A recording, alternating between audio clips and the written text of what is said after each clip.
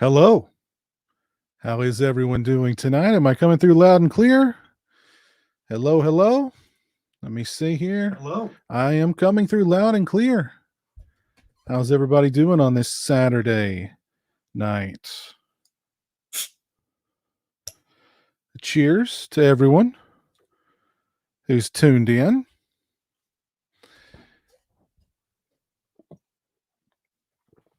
Let's see who I got with me so far to know. Thank you, Nico, for the $10 super chats. Piz and pals, it's party time. Thank you, sir. Hope you're doing well. Appreciate that. Very kind of you.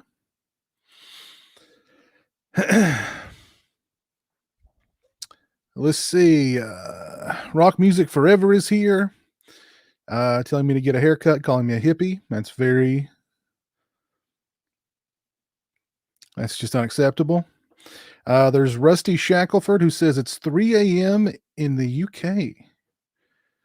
Jared Parker. There's Jamie. Hey, Jamie. Selmer Slasher. Rock Music. Okay, you're kidding. I understand. There's Eric Perry. What's up? How you doing, man? DJ, what's going on? Jeff, hello. Sean McManus. It's 3 a.m. in Ireland. Wow. There's Jillian. Hello. Brian Trash. Aiden Vavra. PR Puerto Rican Movie Wax. Interesting name. Hello. Manuel Moore. Hey, Manny, how's it going? Haven't seen you in a stream in a while. There's Guy Incognito. Hello. Really enjoyed the Don't Panic and PJs review. Thank you. If only those PJs came in big and tall, man, I'd be wearing them. I'd be wearing them right now.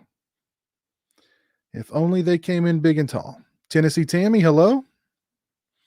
Borderline 11, hello. Michael Reed, hello. How's everybody doing on this Saturday night? S. Rose, how's it going? Hey, Jan Man.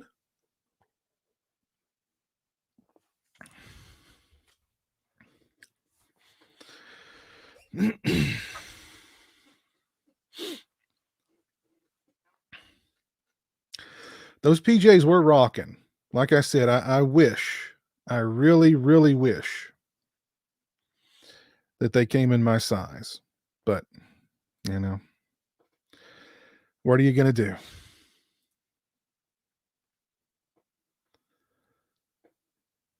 I'm doing good, Jeff. How are you?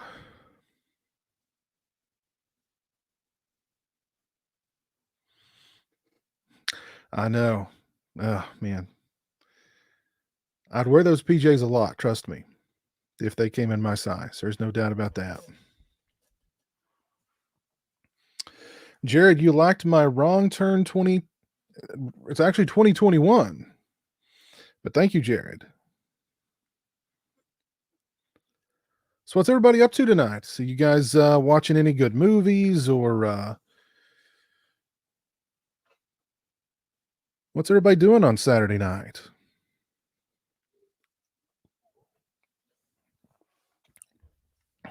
Loved your review. It was very entertaining. Thank you. That's a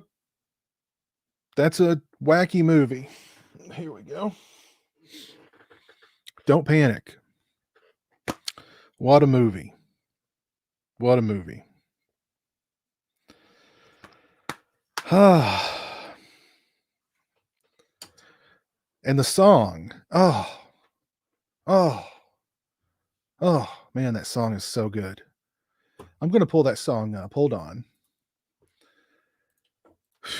Man, that's a good song.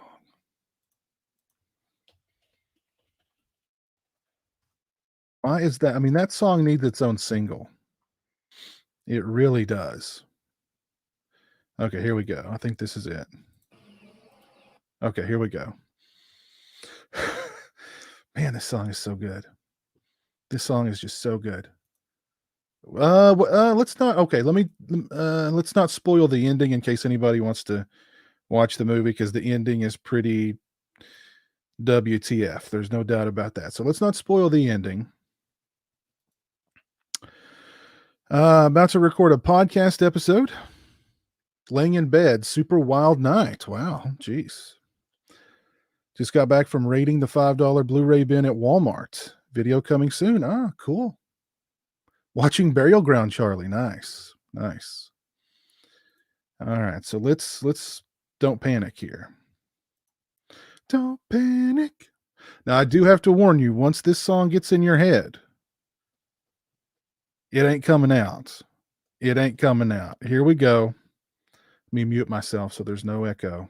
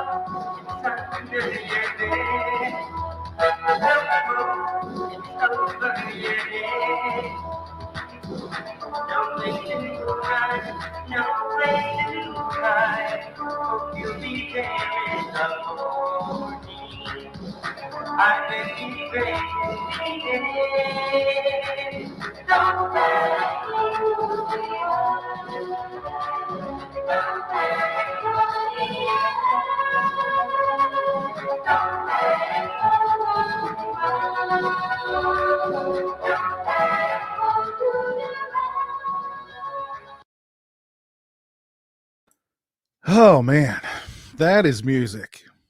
That is music right there. I love that song. I love that song. Hey, A7X Fan 10, how's it going? Hey, there's Gibbs. How's it going, Gibbs? Going through today's haul. Okay. What did you haul in today? I'm guessing some good retro video games. All right, Jan, man, take care, buddy. There's Andrew. How's it going? Andrew, that is very much music. Playing with your coin collection. Jamie, you know what? I've not heard of anybody having a coin collection in a long, long time. So good on you for keeping that going.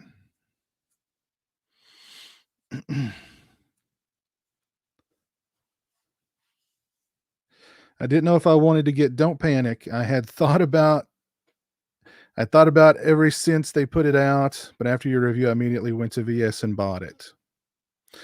The PJs are still available too. So I can think of the only thing cooler than watching Don't Panic would be watching Don't Panic in those PJs.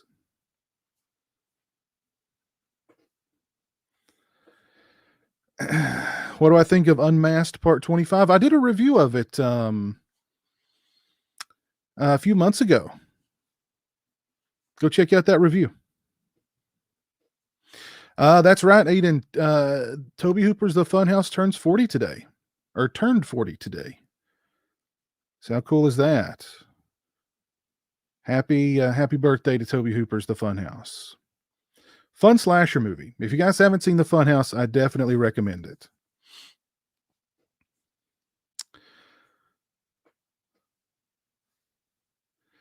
Hey, Lost River Drive-In, how you doing?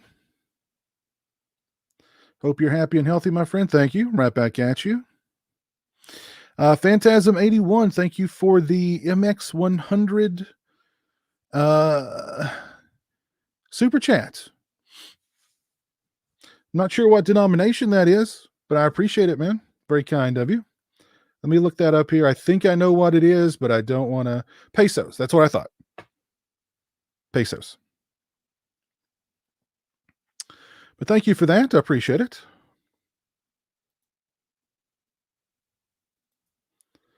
Very, very kind of you. How have you been, Phantasm81?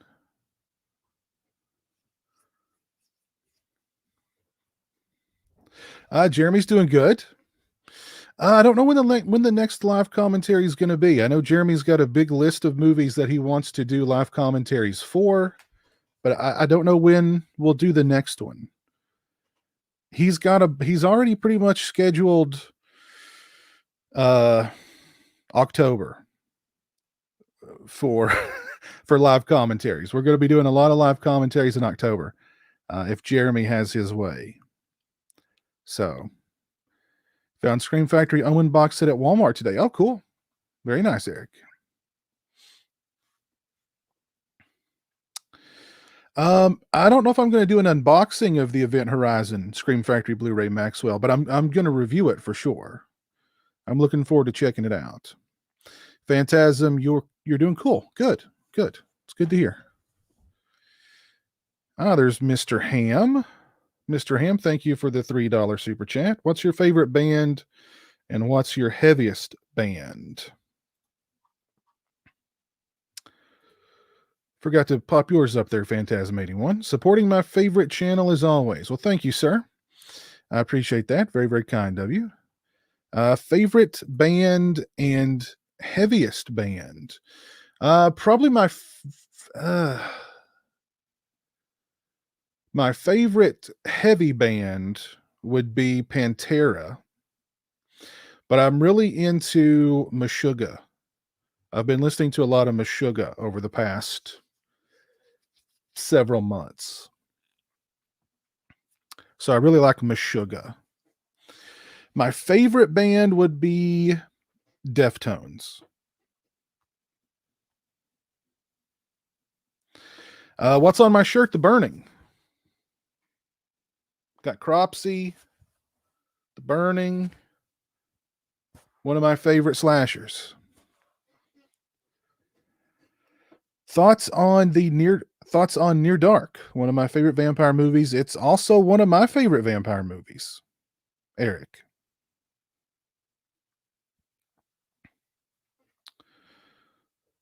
It's definitely one of my favorite vampire movies.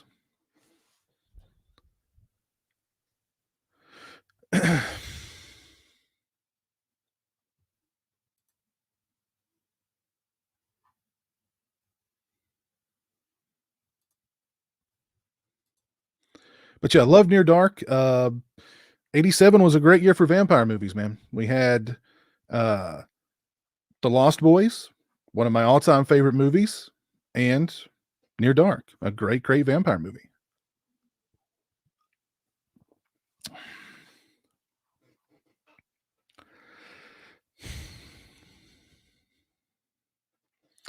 Deftones is Life. Cool. The Last Sasquatch. Piers, you're asked your favorite band and you didn't answer with Limp Bizkit. Well, Limp Bizkit is they're right up there. Limp Bizkit is right up there.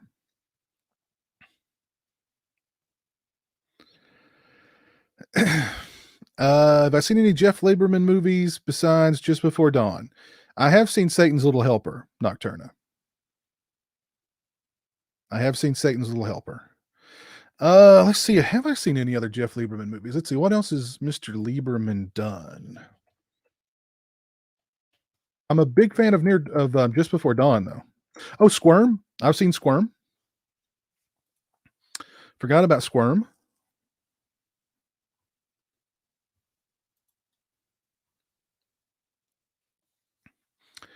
And I think that's it.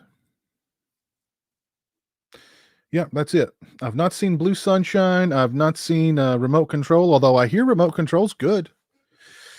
I've just not seen it.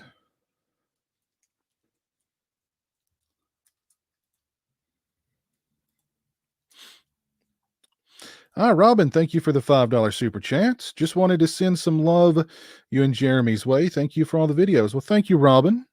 Very, very kind of you. Appreciate that. Very, very kind of you. Burial Ground was so worth the wait and lived up to the hype. Thanks, Piers. Nico. Glad you liked Burial Ground. I mean, how could you not like Burial Ground, really? Am I a fan of Disturbing Behavior from 98? Yeah. Yeah. I've not seen it in a long time, but I do recall liking it.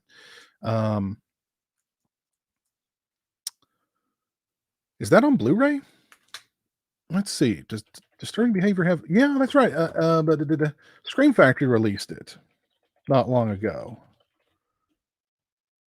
Is that still available? Let's see. Apparently not. Apparently it is not. Apparently it's out of print. Is this the Scream Factory one?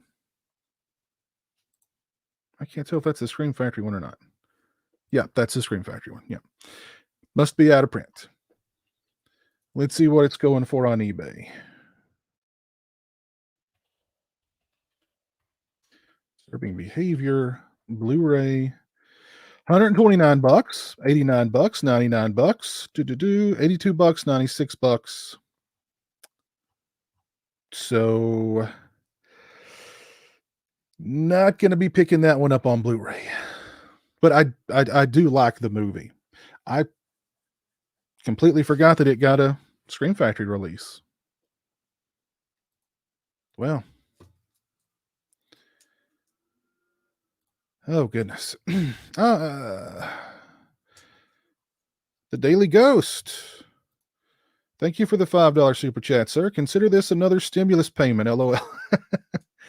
Thanks, man. I appreciate that. Very kind of you. I've actually heard that stimulus or stimuli payments are already rolling out. So, have you ever sharded but were too into a movie to care? Honestly, I don't think I've ever had that happen. I know people who've sharded, and it's very they were very embarrassed by it. Luckily, I've never experienced that.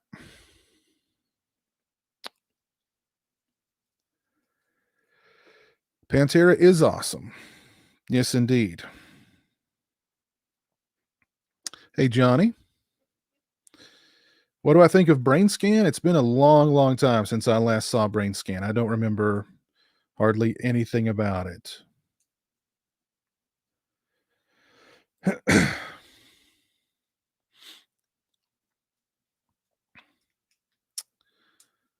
I got to see Burial Ground still with Peter Bark. Peter Bark is still in it. He is. They've not cut him out yet. I know Goth Katie Holmes. Yeah, she was. Yeah. Yeah. She was pretty fly in the late 90s. No doubt about that. Hey, Dookie, what's up? Wish I could stay longer, but I got to go to work. Have a great night, Piers. All right, Eric, take care, man. Thanks for dropping by. Have a great one. What a question to join the vid for. Well, that's the kind of questions, you know what I mean?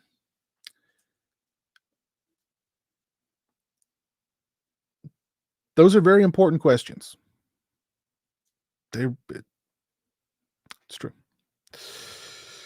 Oh, there's Jay the Stingray. Stingray, what's up? How are you doing, sir?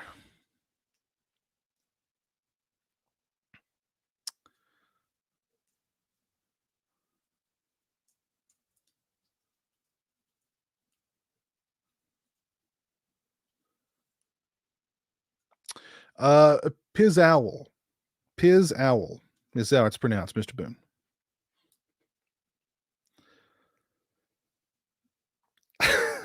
Somebody explain to Nico in the chat what a shart is. Or just Google it. Nico. Just Google it. That interview you did with Christian was so good. Yeah, that was fun. That was a lot of fun.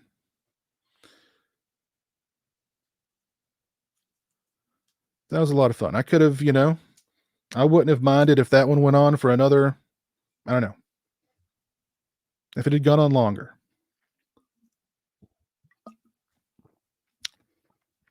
Your hair is looking so nice. Well, thank you, Carpe Horror. Thank you. Let me just. Glad you noticed.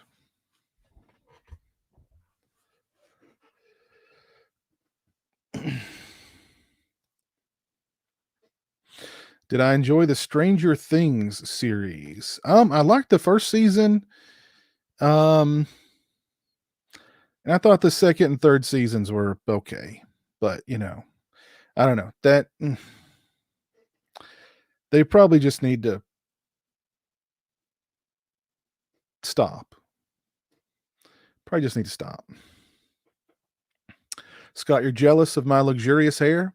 It is quite luxurious, you know? It is. It's the COVID cut or lack thereof, put it that way. So, favorite Charles Bronson movie is Death Wish 2. Hey, Canadian Crypt, how are you doing?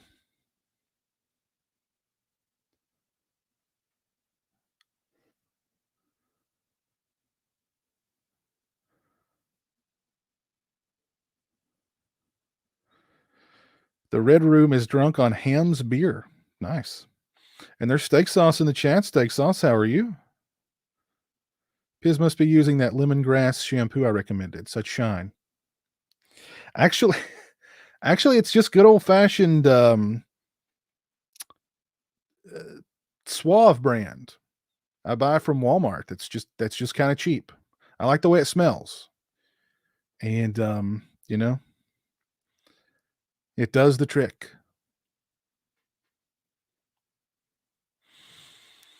Piz's virtual fireplace makes me feel so warm and homey. Any campfire stories tonight? Ooh. Campfire stories.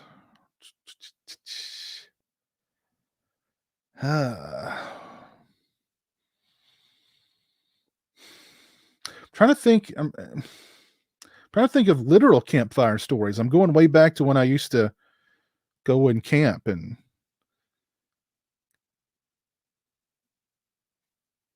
do outdoorsy stuff like that a long time ago. I don't remember very many campfire stories. Usually, when we went camping, we just brought a lot of beer. We built a big campfire, and we like fished and shot the bull pretty much all night and drank beer. So there were stories told. Many of them are definitely not appropriate, but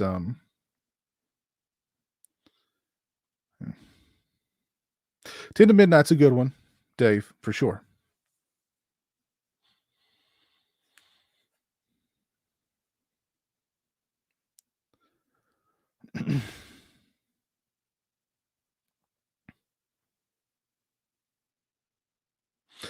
Campfire Tales, yeah. I've not seen that one in a long time. I love Bram Stoker's Dracula, Bob Gray.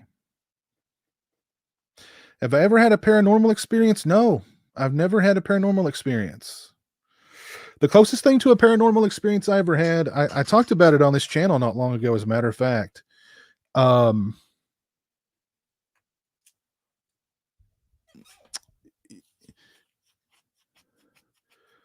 I don't remember what the stream was, but I think we were watching scary videos, and somebody was talking about, the video was about people disappearing in the woods and stuff like that. And I had an experience. Well, this is kind of I guess you could call it a campfire story, since we were in the woods. If you've ever hung out in the woods, you know that it's very loud. It's just very loud. There's a lot going on in the woods. So me and a couple of buddies, we decided to hike to this like waterfall. And the sign on the trail said that it was going to be like a 2-mile hike or something like that, which didn't really sound like that long of a hike, but it was a lot of uphill hiking. So at one point I said, let's stop for a second. Let me catch my breath here. And like my buddies they were like, okay, well, we're just going to go on and you just come on. We're very near it. And they went on, and I tried to catch up with them, but I just could never catch up with them. And I kept walking and walking and walking, thinking I'm going to hear the waterfall at any moment, thinking, it's got to be. I've had to have walked 2 miles. Never heard any waterfall. And I remember stopping at one point to listen for the waterfall. And it was the weirdest thing. The woods were completely silent. Not a sound. Like no wind blowing, nothing. It was completely silent. And it was a very surreal and freaky kind of moment, to be honest. Um, but I eventually made it out. I eventually made it to the waterfall. But yeah, there for a little while. I mean, I remember, the how the mind, I see, have I wandered into an alternate dimension, or, I don't know. It was really weird because, I mean, it's never silent in the woods, never silent. Um, but it was just deafening. The silence was deafening that day. And so I just kept on keeping on.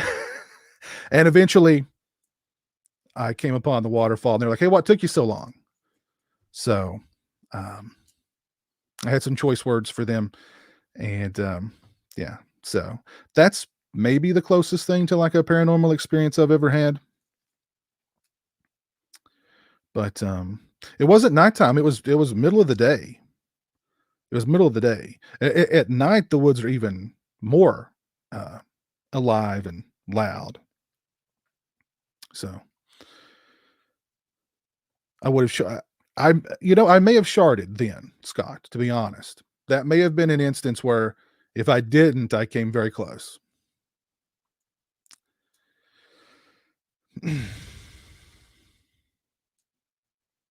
Hey, Susan, how's it going? Hope you're doing well.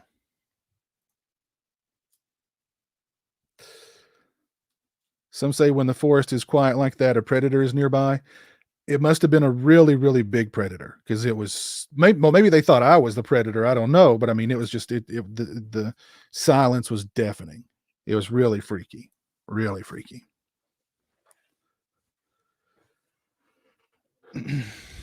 Don't go chasing waterfalls. I know I should have stuck to the rivers and the lakes that I'm used to, but that's what happens. Blair Witch ruined you for going into the woods.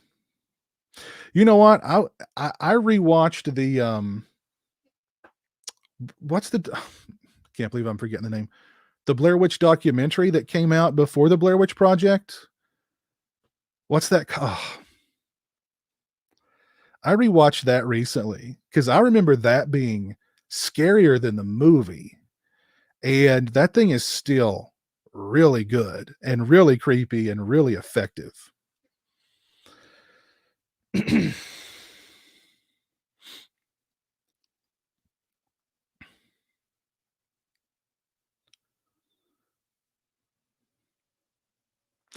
What do you think it was? Like deep down, what do you think it was? I don't know. What was funny, what brought that story up last time were we were watching a scary video about people disappearing in the woods and how people have claimed to hear that deafening silence in the woods before, when weird things happen. And I don't know. I don't know what it was. Maybe it was all just in my head. I don't know, but it's pretty freaky as I recall. Curse of the Blair Witch. Yes, yes. I remember watching that so long ago before I went and watched the Blair Witch movie and just being like, "Oh man, like if the movie is as freaky as this thing, oh, it's going to be good." And I mean, I love the movie. I think the movie's great, but that documentary is so good. So good.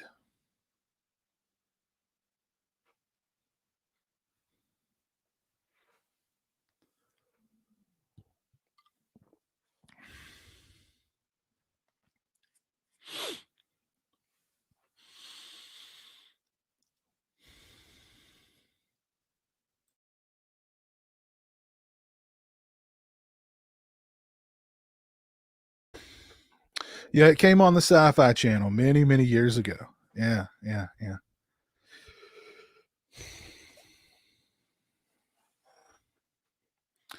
Any other creepy stories? The only time in my life that I was seriously scared for my life, I was walking to the video store. I was probably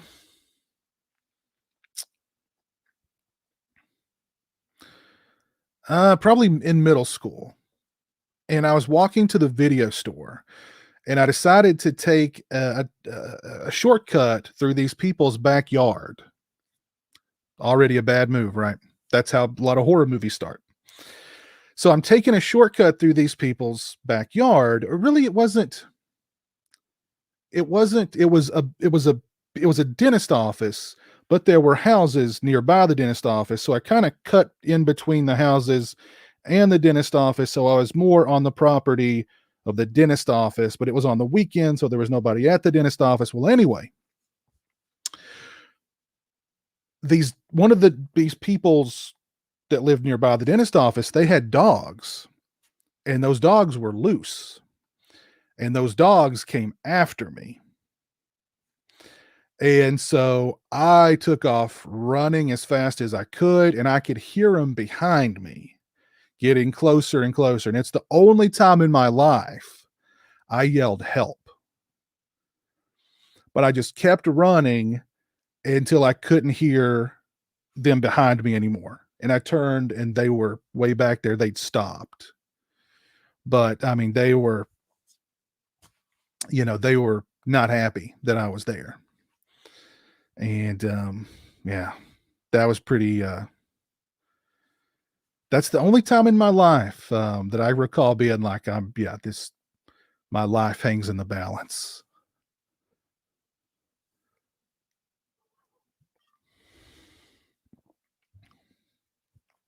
I don't remember what kind of dogs they were. I just remember they were big and they were angry.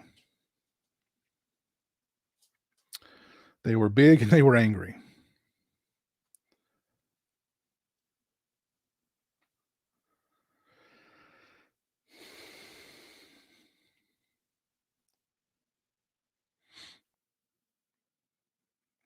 It's too bad Jan Man's not here. Jan Man's got a lot of paranormal stories. He claims to have grown up in a haunted house and had a lot of paranormal activity happen in and around his house. So it's too bad he's not here.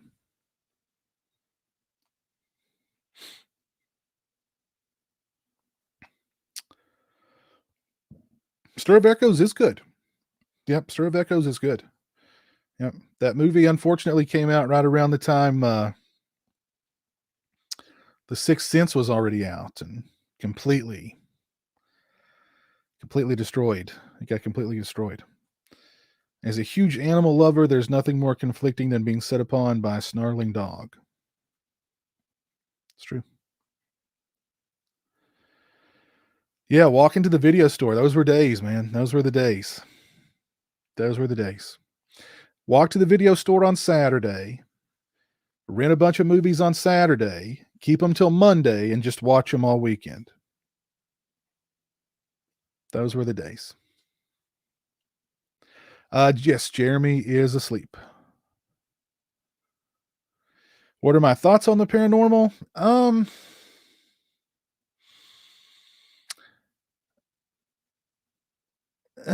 Yeah, I mean, I'm open-minded.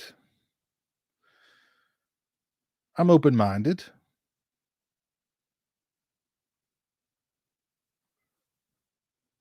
I don't know. I tend to believe that people are haunted, not necessarily houses or properties or objects or items. It's people who are haunted. There's an interesting movie called The Stone Tapes, and it's based on a theory. Let me look it up here. It's a really interesting theory. The stone tape theory, it's speculation that ghosts and hauntings are analogs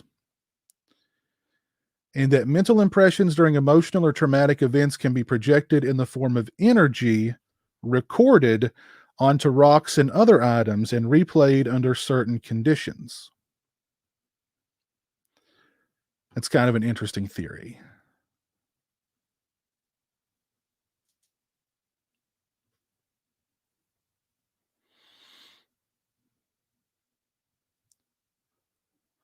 The idea that environmental elements are capable of storing traces of human thoughts or emotions, was introduced by multiple 19th century scholars and philosophers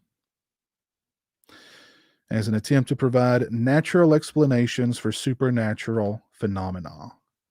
And they called it the stone tape or the stone tape theory. Pretty interesting.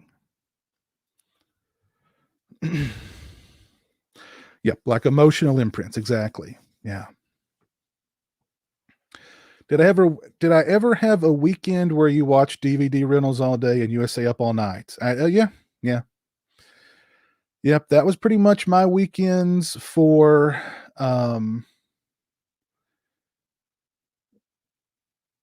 quite a few weekends were spent that way. Nico. Yep. Going to the video store, renting a bunch of horror movies, coming home, watching them, and then hanging out with Rhonda Shear or Gilbert Godfrey that night, and then watching the movies again, and then more USA Up All Night.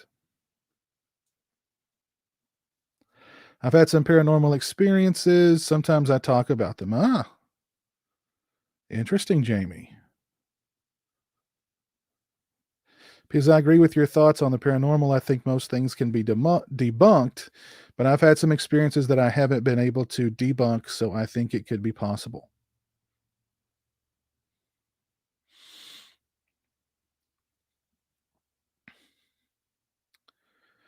Hey, Sean Senior, how you doing, man?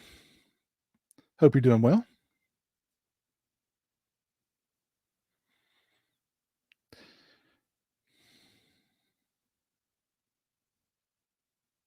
Professor William Roll postulated that PSI zones exist.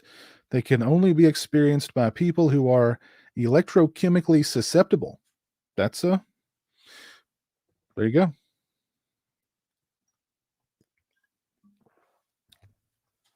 It's sad that kids of today will never know going to the video store to pick out movies for the weekend. I know. Those days are pretty much gone forever. Although, I mean, there are, like the little video store that I took Jeremy to. I think there's some, smaller video stores like that out there somehow hanging on. Now that video store is actually in a college town. So I think they get a lot of, college kids in and out of there renting DVDs and stuff.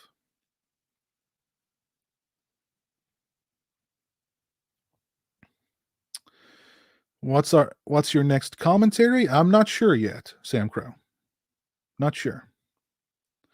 Reincarnation? No, don't really think that's a thing. Don't think that's a thing.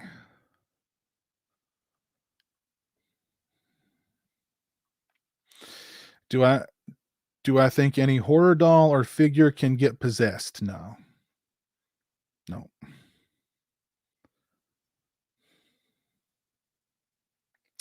Yeah, I like the first two Conjuring movies, Jill. I'm not too excited for this next one, but I like the first two.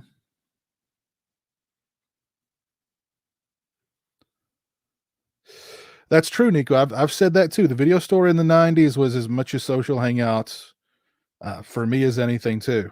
I remember going there many a night just to hang out and not even rent anything.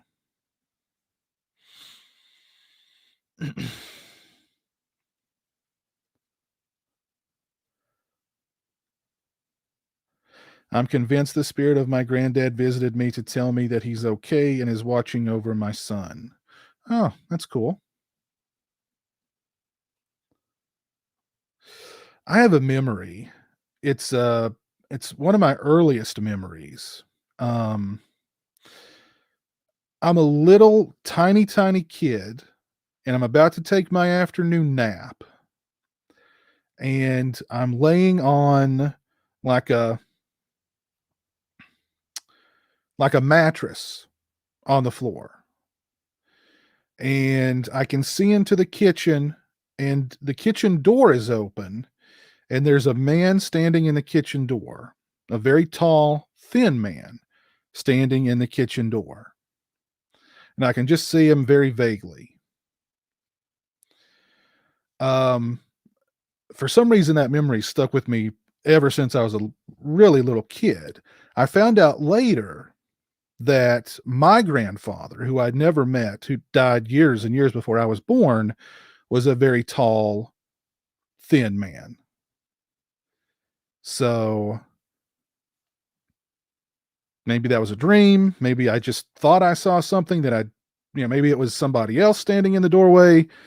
Uh, you know, it could be explained in any way possible, I guess. But for some reason, that vision has stuck with me. And then I found out years later, of course, that, my grandfather, who I'd never met, was tall and thin. So,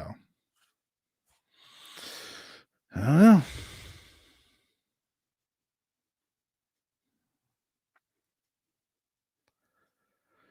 What was my go-to horror movie? Oh, back in the video store days? Oh, geez. Phantasm 81, thank you for becoming a channel member. Very kind of you. You are now officially one scared cat. Thank you, sir. Very kind of you. My go-to movie back in the video store days. Oh man. Uh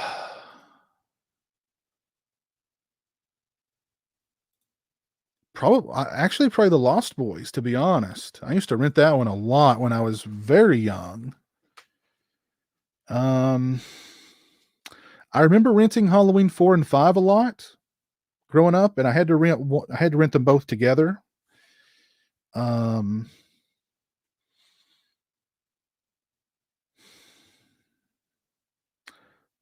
those might have been the 3 that I went to the most, actually, come to think of it. Those are the 3 that really stick out, because I couldn't just rent Halloween 4 without Halloween 5.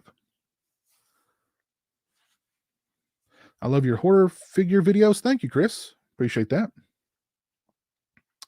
Strange Tennessee, hello. Yeah, Sam Crow, I wasn't a fan of the first Annabelle movie either. Lambo Beam, hello, how are you?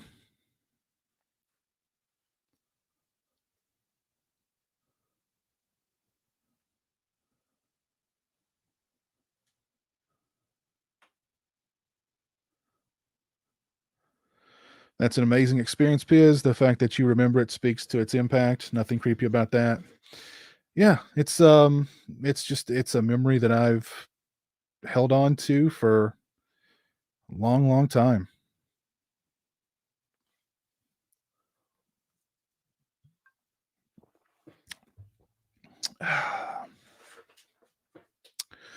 If you're on your iPhone, I don't know if the join button pops up on your iPhone. I actually don't have an iPhone, but on my Android phone, it'll pop up. It's like next to the subscribe button, I think, isn't it? Yeah, it's right next to the subscribe button. The join button. Favorite Michael Myers figure?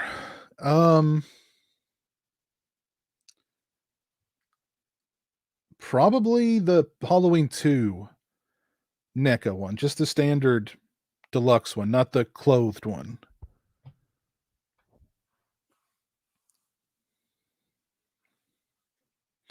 Halloween 4 was the first one you saw as a kid? Cool. Which VHS cover do you remember seeing on the shelf that really did something to you? I remember seeing Hellraiser and was like, what is this? It's super scary. The Evil Dead and the Evil Dead 2.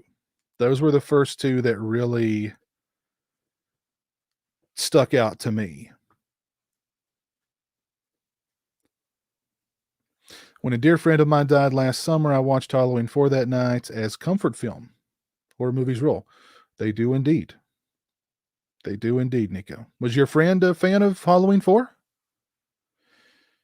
Piz, you've inspired me to get a Warlock mask. Oh, cool, Mr. Ham. Those are very, very nice masks. I've never rented Leprechaun in the Hood. Nope. I am going to be doing a script read through for the original Leprechaun on the Scripts Gone Wild channel on the 17th with Kane Hodder, Tiffany Shepis, Rain Pryor, um, Ed Neal, and a couple other folks. So that'll be interesting. That'll be fun. It's quite a cast. Ed Neal is going to be, I don't know if I'm supposed to tell this or not. Maybe I'm not supposed to tell who the cast is just yet. I won't do it then.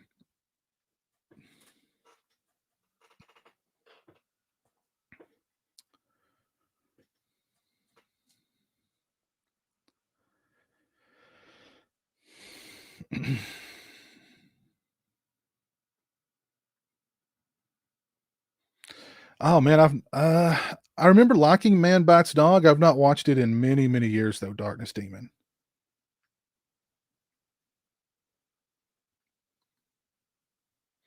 Favorite film in the Halloween franchise besides the original, Halloween 2. The original, Halloween 2. Me and Jason together at last. I've met Kane a couple of times at conventions and stuff, but now we'll be working together. How strange is that?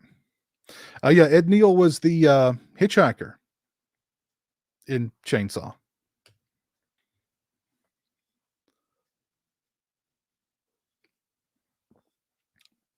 I see there's one beer down.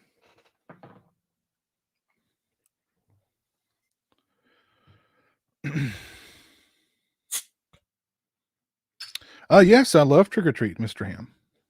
Great flick.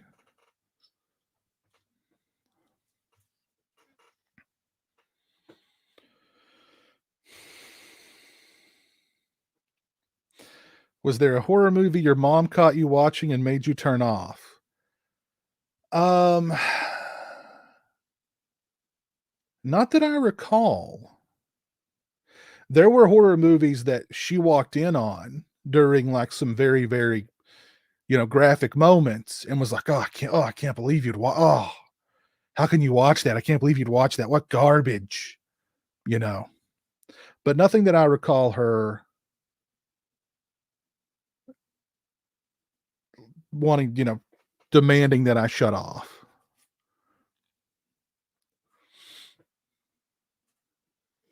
She got really mad one time when I'd she had bought me my very first computer, my very first PC. And I downloaded a Resident Evil demo on it, and I was playing the Resident Evil demo. And she was like, "So that's why you wanted a computer so you could play that trash?"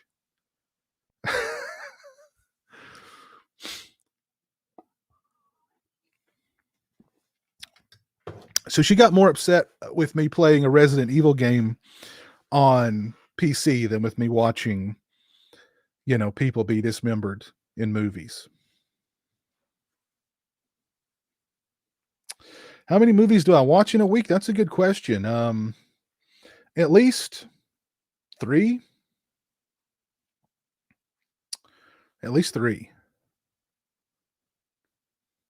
I've got a couple of movies I'm going to be watching very soon. Don't Tell a Soul. Going to watch and give that a review very soon. And the Viavision Breakdown Blu-ray. So I've got reviews of both of those coming very soon.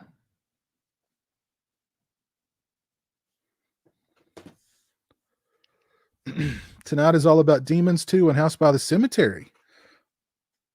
Nice. Nice.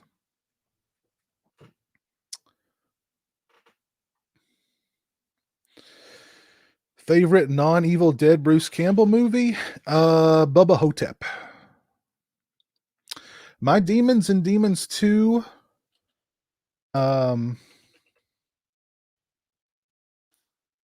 4Ks from Amazon.uk. Let's see, where are those? They've been shipped. Where are they? I know they pass through customs.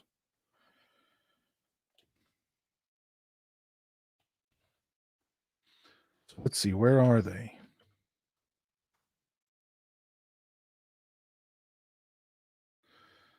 Anticipated to be here on the 24th. Parcel arrived at a carrier facility in Georgia. Okay, so getting close. They're getting close. If you've not left a like on the stream, please do so. I would appreciate it. Mr. Ham, I love Encino Man. Jeremy loves Encino Man also.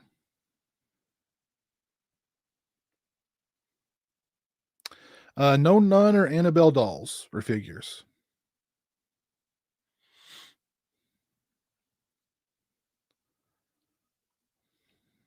Did a family member or friend influence your love of horror or just started watching on your own?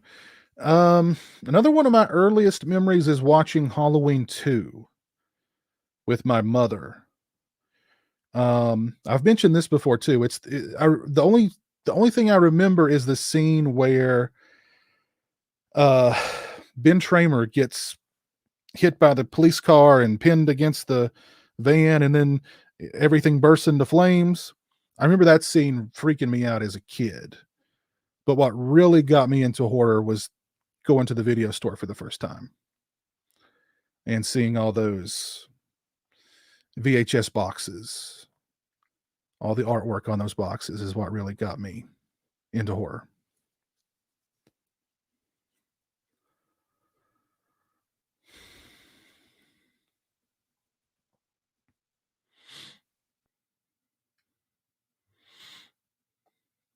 How many horror figs do I have? Quite a few. Quite a few.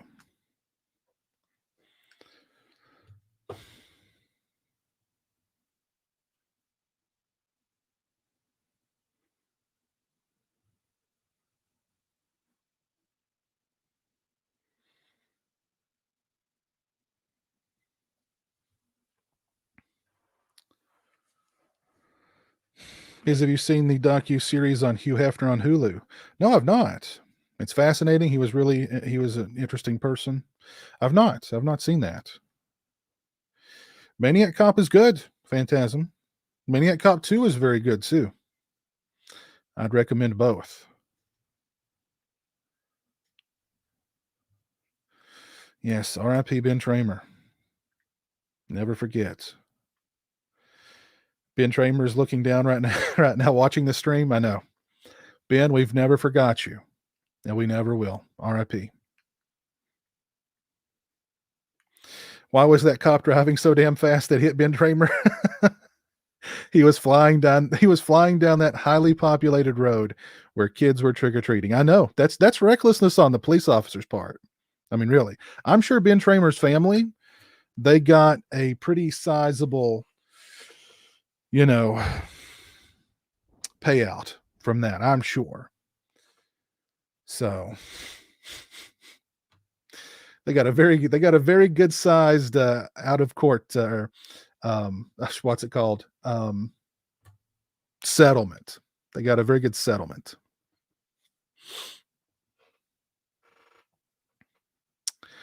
I didn't have Showtime back then, Kevin, so I didn't get to watch those when they first came out. I've not seen every episode of Masters of Horror. I've seen a handful, but not all of them. Hey, Unicorn Thug, how's it going?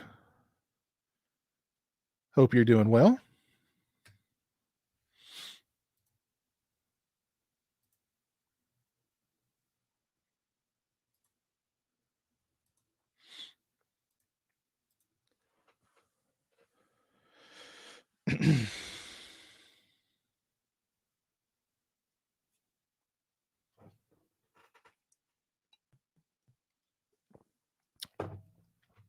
Yes, I have seen Return to Horror High. I've seen it several times. Yeah, I like most of the Chucky movies. I have heard of Killer Clowns from Outer Space. I've seen it. I did a review of the Arrow Blu-ray a while back whenever that came out.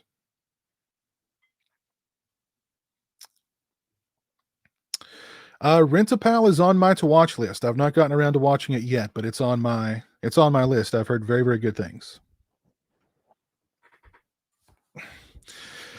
Did I steal my hair from an I think that's supposed to say, did I steal my hair from an angel? No, I just naturally have angel-like hair. That's the thing. I mean, just look at this. Look at this mane. Look at it. Look how beautiful it is. Look at it. It's glowing and glistening. Look at it. Oh, look at that. Look how beautiful that is. Oh, it's just gorgeous. Gorgeous.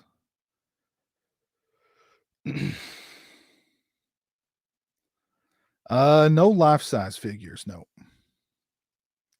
I do have a life-size cardboard cutout of Pennywise from It.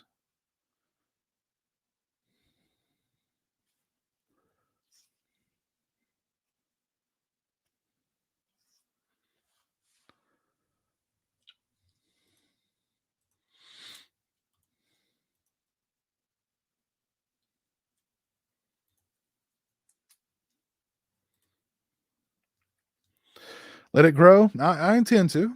I've let it grow. I don't think I've I did get a trim months ago just to kind of give it some shape because I hadn't I like I said it started out as the COVID cut, just the or a lack thereof, I should say, and then I was like, you know what, I'm just going to let it grow out. So, um, I let it grow out to around this length a few years ago. I don't know if it was this long though. Maybe I don't think it was this long when I let it grow out the last time. But I did let my hair grow out many, many years ago. And what's funny is that my hair's kind of curly at the ends now. When I first let it grow out many, many years ago, it was straight. And it was just straight, flat. And it grew out pretty long before I finally had it cut. Now, as far as my beard, this is the most beard I've had in many, many years.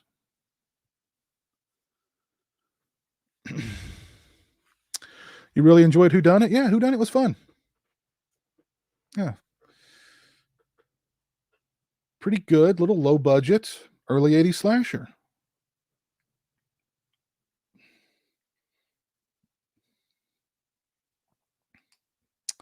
Piz, can I brush your silky mane? Um, for the right price, sure. Sure. You could brush it for the right price. I'd trade my whole collection for your hair. How much did the cardboard cutout cost? I don't remember. I've had it for a while. I got it off of Amazon, I believe. Super Dude, I prefer Ringo to the Ring 2002, but I think the Ring 2002 is also really good. Ringo is better, but as far as the Americanized versions of J horror, I think the Ring 2002 is probably the best of the bunch. Hey, Sting of the Scorpion, how you doing? What's a movie that you want Scream Factory to do a collector's edition Blu-ray on? I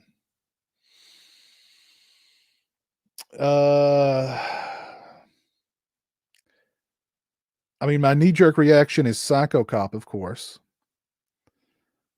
I really wish Vinegar Syndrome would finally put that out. I'm doing good, Sting. Doing very good. Piz, you have to watch all the Hellraiser or all the Children of the Corn sequels in one sitting. Which do you watch? Good God. That's the real question there is who would want to torture me? Because I wouldn't do that without, I wouldn't do that of my own volition, honestly. But it would be the Hellraiser movies because the first five I like, but then when it gets into Hell Seeker, Hell World, Revelations, and oh God, those are bad. I did like Judgment, but 7, 8, 9. Those ones that led before Judgment. Oh God, those are horrible.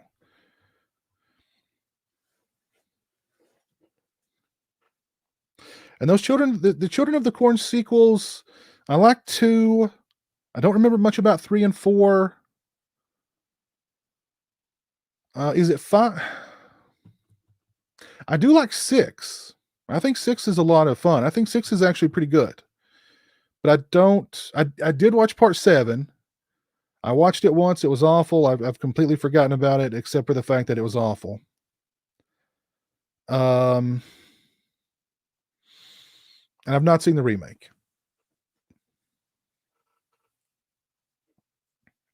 No, Sam. I've never seen that film.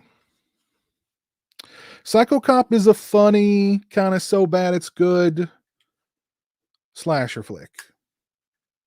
They released Psycho Cop 2, but the original Psycho Cop still, it never made the jump from VHS to any other formats, at least in the UK, or at least in the US.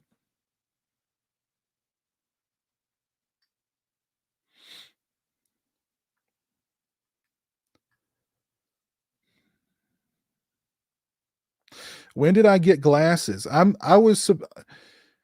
I first got glasses when I was a kid, and I was I should have worn them my entire life, but I refused to wear them in school right up through.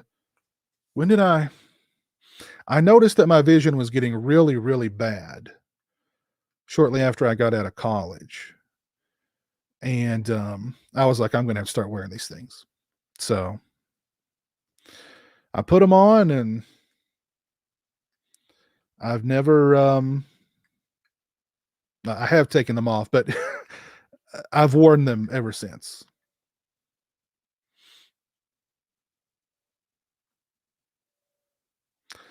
I don't think I've seen the Prophecy monster movie. I love The Prophecy with Christopher Walken, though. Love that movie.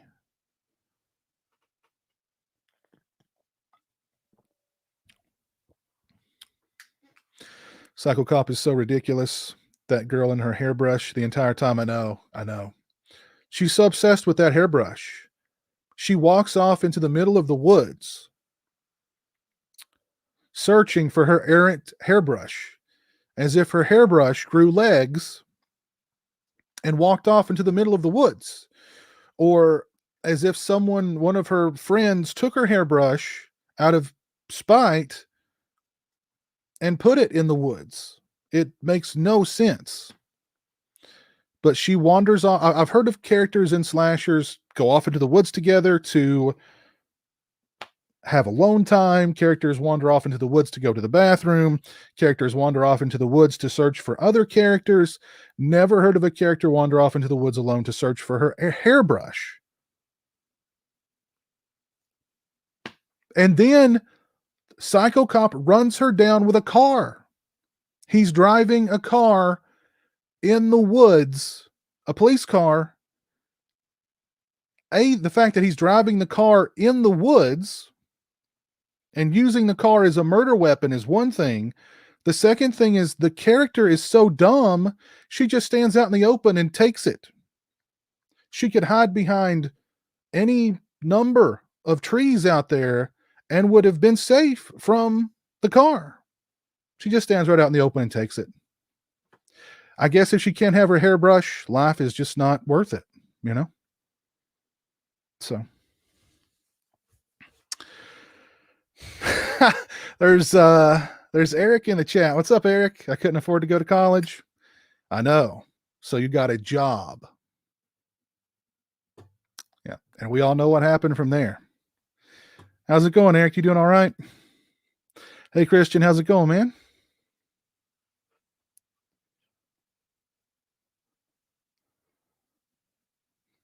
Was she blonde? I think so. If I recall correctly, the character is blonde, yes.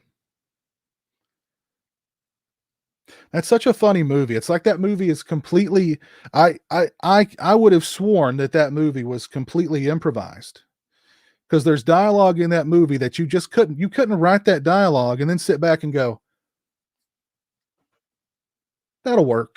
That's good dialogue. There's just not, but Bobby Ray Schaefer, the psycho cop himself, actually sent me the script. So there was a script for Psycho Cop. Shocking.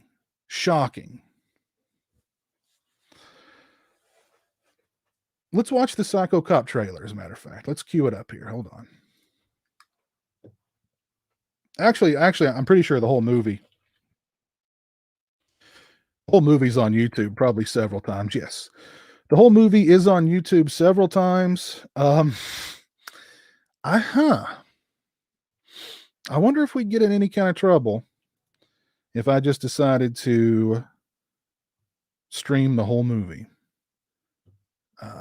with you fine people watching. But anyway, let's watch the trailer for Psycho Cop. I love this movie. Let me mute myself.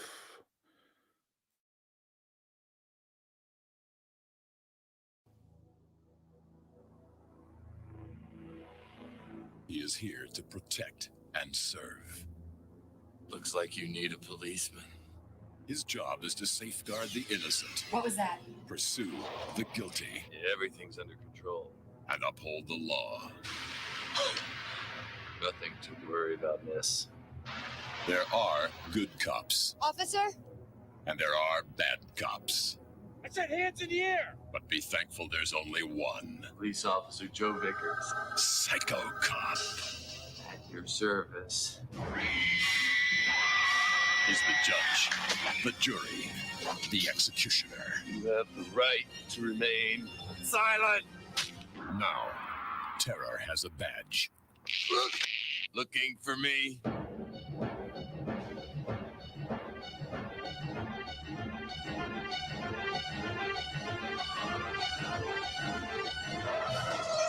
Psycho Cop. He always gets his man. Shouldn't run from the police. And everybody else.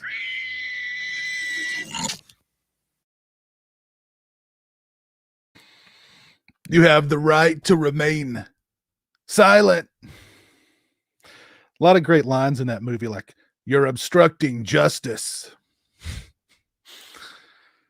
And you saw the woman getting hit by the police car in the woods. Instead of hiding behind a tree, she just, life's just not worth living without that hairbrush, I guess.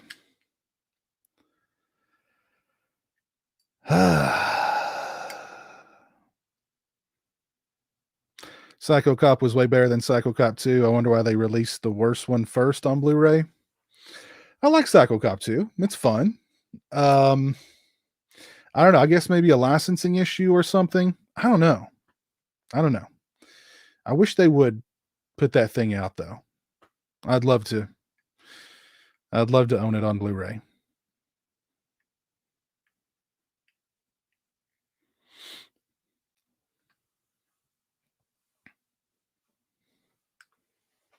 No, don't play Fortnite.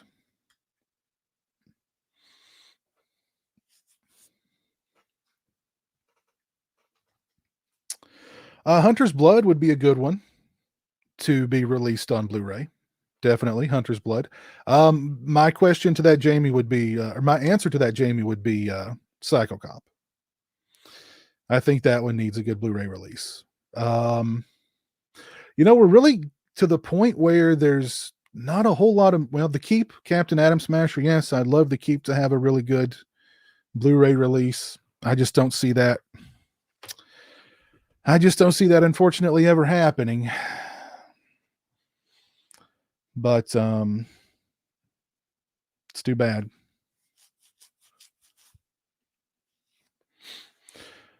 I have heard through the grapevine that Vinegar Syndrome has got a big release coming next month that they've not announced yet. And a quote unquote huge release coming for their Black Friday sale this year. So, wondering what those releases are. Killer Party, yes, Jill, yes. Unfortunately, Warner Brothers owns that one, and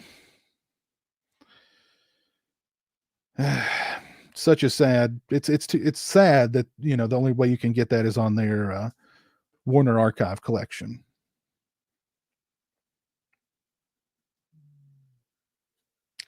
The Willie's Deadly Friend, The Stepfather 2 would be great on Blu-ray. Good on Blu-ray. Didn't Deadly Friend got a Blu-ray release from Scream Factory, didn't it? And I think The Stepfather 2 is on Blu-ray. Right?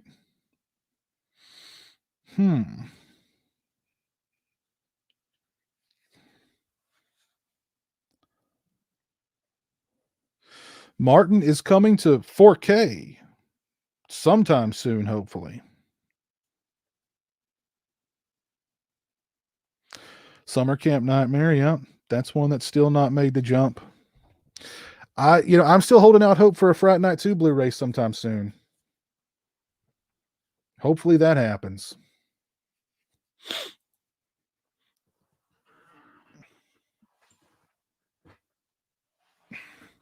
I remember Michael Felsher saying that Fright Night 2 was the closest to coming out on Blu-ray now than it had ever been before. So hopefully whatever needs to happen will happen, and we'll get Fright Night 2 on Blu-ray.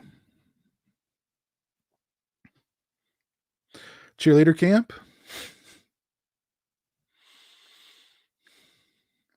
I did not know that, Mr. Ham.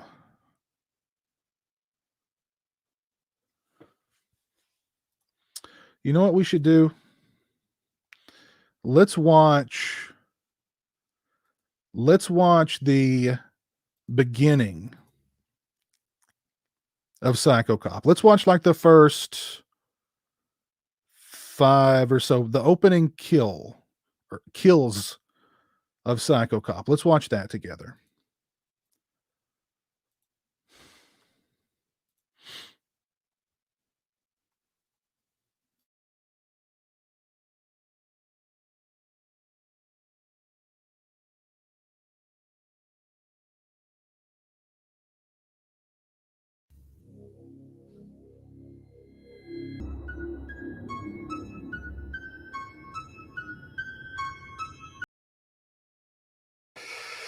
You shouldn't run from the police. That's true. And here is the autographed Psycho Cop screenplay. Now, granted, it's a pretty thin screenplay, but it exists. There was a screenplay for the movie.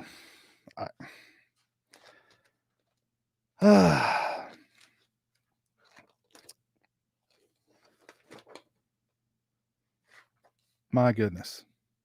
My goodness. Yeah, I know whenever I'm out somewhere driving around, especially if it's in the middle of nowhere and I see like a police car or a police bike out there, I stop and I seek out the police officer to say hello, to offer assistance, to see how they're doing. It's your civic duty, I guess. I don't know. Movie's just a mess, but it's so funny. So funny. Best laugh I know.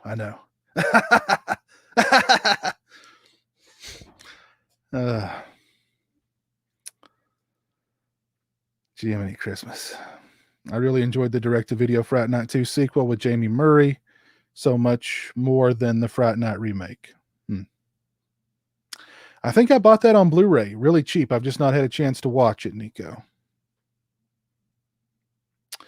The original Hitcher did get a release. You had to import it. It was a 4K, but you had to import it, and it was region free. So, I mean, it was a good release. I bought it. I did a review of it a couple of years ago.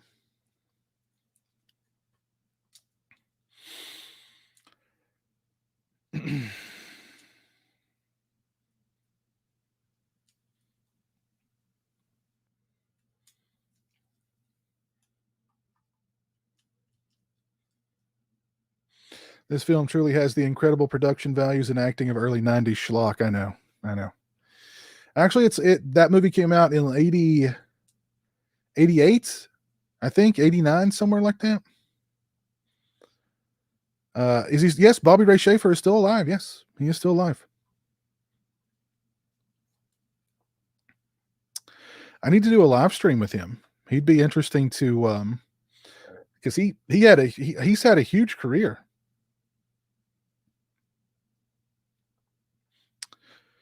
I think he's probably best known now for The Office, but just working actor. Been a working actor for many, many years.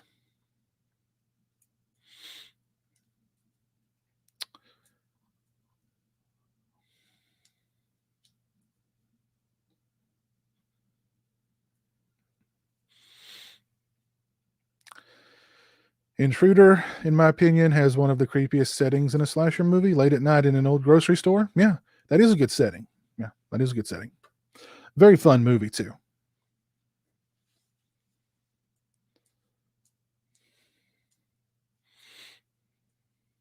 Yeah, I like Carrie to the Rage. It's worth checking out, Captain Adam Smasher.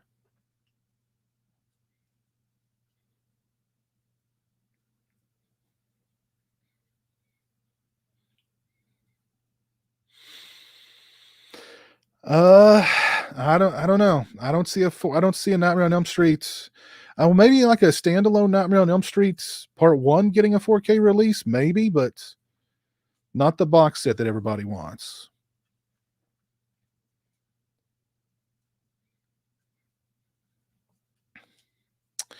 Well, Maniac Cop is a better movie than Psycho Cop, but I mean, I love Psycho Cop. It's just it's fun, it's silly, it's loads of fun, loads and loads of fun. If you've not left a like on the stream, please do so. I would appreciate it. The PlayStation 9, thank you, sir, for subscribing on Twitch. I appreciate that. For 5 months. Thank you so much. Currently on a 3-month streak. Very kind of you, sir.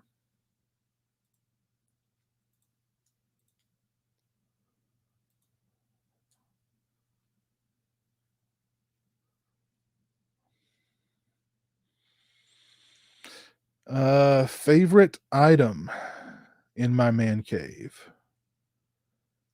Oy.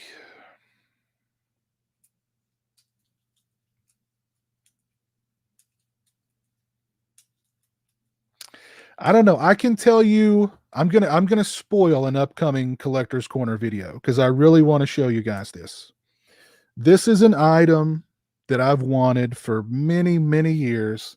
I finally stumbled upon it on eBay for a reasonable price.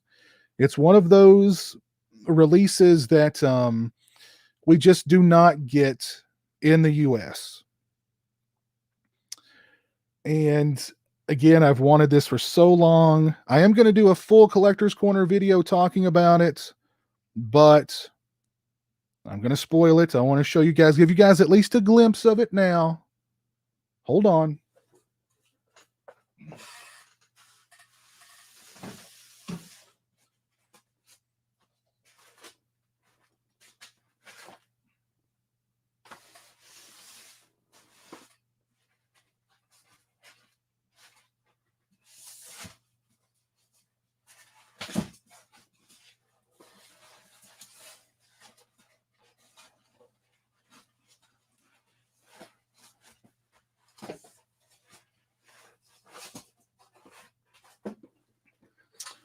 Oh, I've wanted this thing for so long.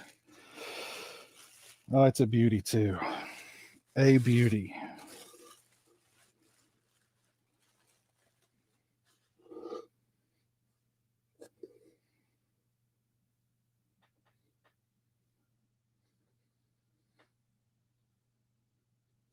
That's it.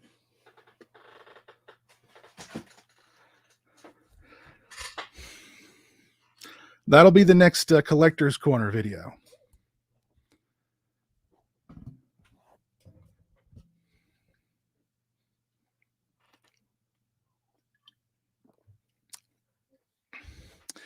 We do, yeah, we do need Sorority House Massacre 2 and Hard to Die on Blu-ray. I don't know why Scream Factory's, well, I can venture a guess as to why they've not released it, but I mean, it seems like such a no-brainer that you would release those two together on like a double release, like they did with the Terror Within and the Terror Within 2. And I know Jim Wynorski's been after them to do it. They just, for whatever reason, won't do it.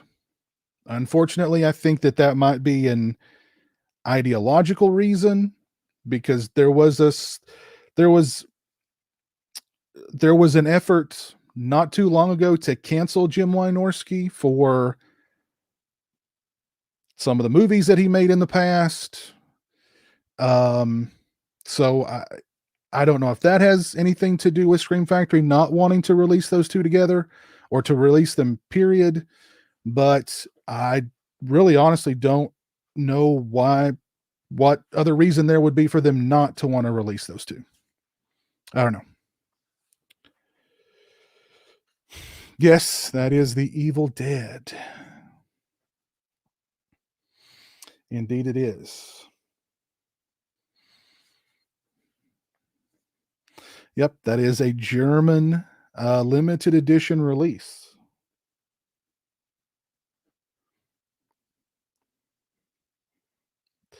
I actually don't think Phil has that one. It's been out for a while. It's been out for a long while, I think. But yeah, it's one of those, for some reason we just can't get cool releases like that in the US, but finally got my hands on that one.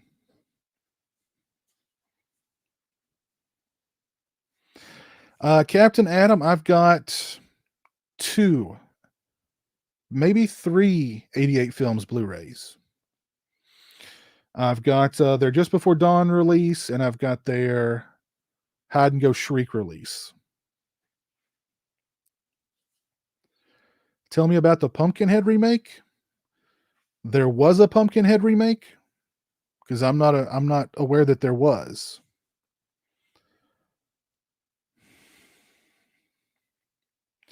Any idea why they would not have a Blair Witch 2 by now on Blu-ray? Probably because they think that there's no audience for it, because that movie was such a failure back in the day, critically and commercially. That's probably why.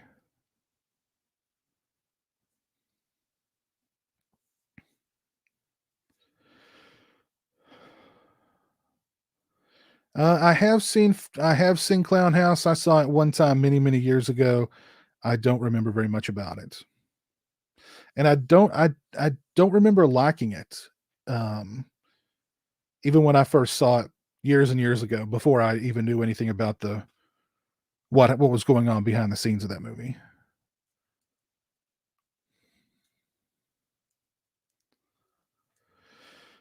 Do you ever buy 2 limited editions or box sets so you can have one to never open? I wish I had done that with the Halloween Scream Factory set. I wish I'd done, well, it gets pricey. I wish I would have done that with the Dawn of the Dead 4K set from 101 Films. Or Second Sight, I'm sorry. Or is it 101? It's Second Sight, I'm sorry, yeah. I wish I would have done that with those, because that Halloween set fetches a pretty penny online. But no, I don't do that very often, because that does get very pricey. I mean, it's a good investment if you get the right release, like the Halloween Scream Factory Blu-ray set.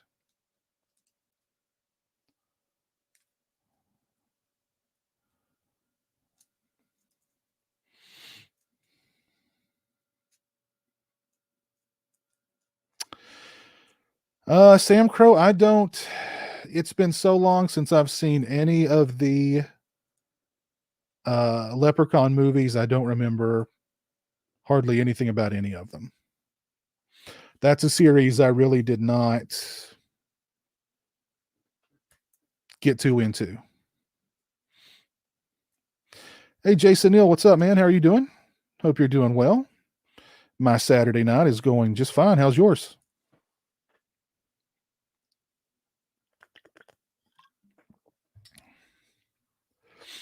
Hindsight is 2020. That is true.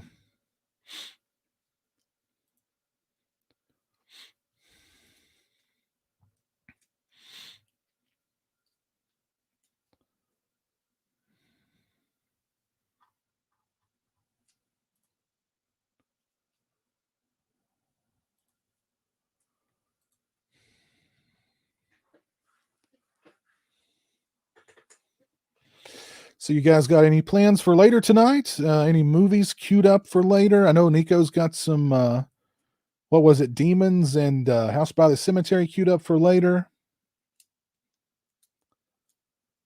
Or any movie plans for tomorrow? Finally forked over the $80 for the Rambo Steelbook collection from Best Buy. Nice, yes. Yeah, that's a beautiful set. I know. I mean, it doesn't get more metal than that. It's a steel book set inside of a steel box. How freaking cool is that? And it's Rambo movie. So I mean, it's very fitting. Very, very fitting.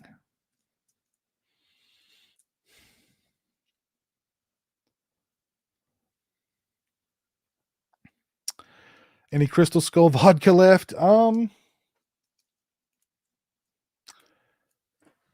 Yeah, there is some around here somewhere. Not sure. There was a little bit left, I do believe. I'm not sure what I did with the bottle, though.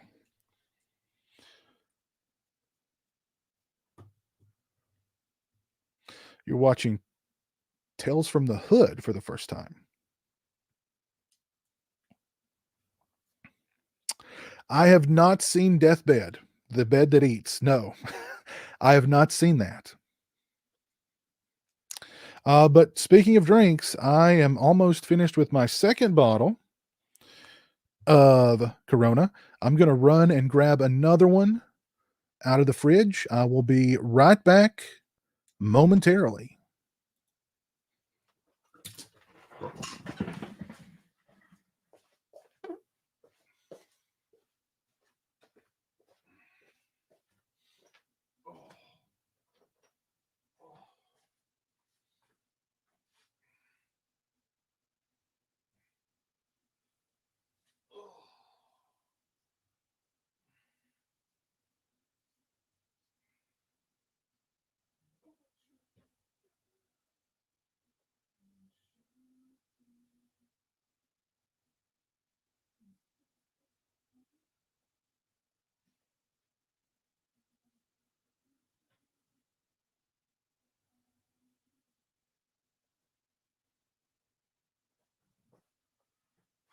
Oh, baby.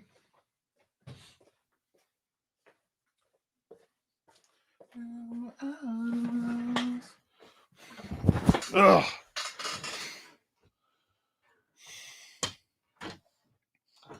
Six, 1, 5. Oh, I confess. All right, we're back. Got another cold one. And I did find, oh, we got a little bit left in there. So.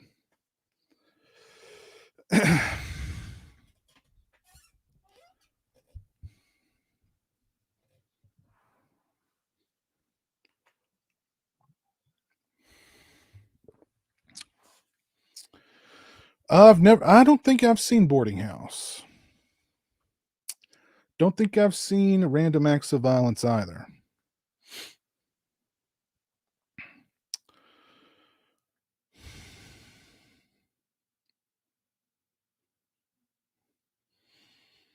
Hey, Mike, what's up, man?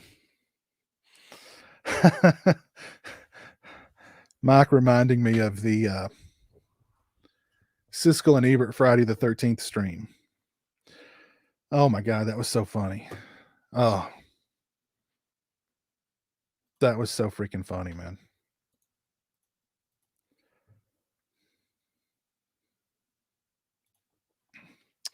That makes me want to go back and watch it again.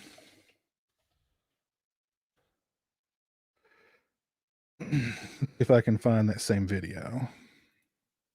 And reprehensible piece of trash that sold more tickets on his opening. Here we go. Hold on. I had the same expectations. I said, well, let's see, maybe they'll. Here's another one, same spear. Can show their bot. Here we go. Stories about the 13th. All right, let's watch it again. God, this is so freaking funny. Oh my goodness. And my webcam's freaked out. There we go. We're back. Okay. Let me plug in my headphones here.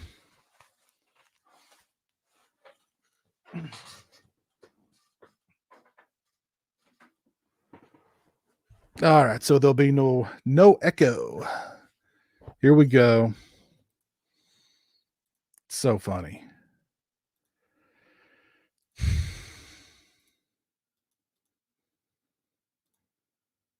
It's a continuation of the senseless, gruesome, violent murders we saw in that first film. In the movie, young camp counselors return to the woods where the summer camp massacre occurred in the original Friday the 13th. They hear stories about a kid who drowned in the lake. Or did he? Nope. He is magically reborn because his spirit cannot rest until he completes some unfinished business. Some women show their bottoms, others show their breasts.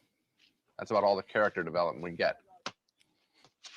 Actually, the same woman shows Just a both. series of teenagers who come on screen, say a few words, and then they're hacked to pieces. It exists only to show killing and mutilation. Here's another one of my favorite scenes from the movie. A kid in a wheelchair who has his head hacked open by a machete. And a young couple who are both impaled by the same spear. Friday the 13th Part 2 isn't just against women, it's against everybody. Equal The movie opportunity, would have been right? better if it had been tougher and more uncompromising, but it contains a lot of very good scenes. I have those reservations, but I recommend it all the same. I had the same expectations. I said, well, let's see, maybe they'll go another way. Maybe they won't have anybody killed. No. Bang, bang, bang. Don't be afraid of death. It's a part of life. It's a natural order of things. And I thought it was marvelous in an outdoor adventure picture to have that kind of a message. The whole philosophical content in this film is kind of a refreshing change. It reminded me, strangely enough, and this was unexpected, of Japanese samurai movies. It has the same sort of attention to a code of behavior, how you deal with violence, how you deal with death, how you deal with your duties as a man or a woman in the society you live in, and then also the kid in a wheelchair who has his head hacked open by a machete. I saw this film in New York, a large Arab population in the audience. When the machete went in the head of the kid in the wheelchair, they were yelling, Allah, Allah. And it reminded me of the angry black films of the early 70s where the audience really got inspired by the picture. It's fun. It's not as good as Lawrence of Arabia, but it's a good film, and it's been a long time since we've had an epic this good. And yet, it's simply a series of mutilations and murders. I was surprised by it. I hadn't seen one like this for a long time. It reminded me of pictures that I saw as a kid about a mad slasher with a knife, a hatchet, and a machete. I enjoyed it a lot. I did too, and one of the things I enjoyed the most about it was a kid in a wheelchair who has his head hacked open by a machete. Oh my goodness gracious. Oh. Whoever edited that, they did such a good job.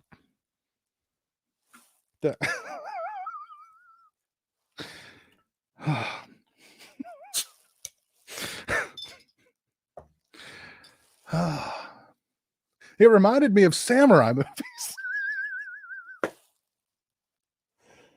In the philosophical context, yeah.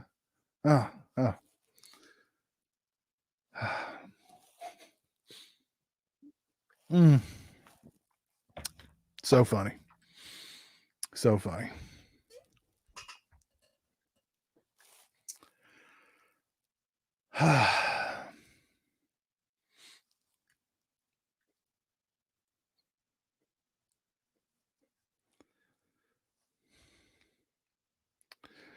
Bay of Blood.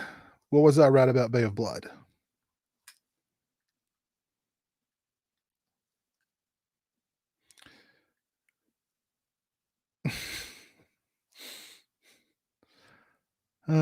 Hearing Piz laugh was the best part, though.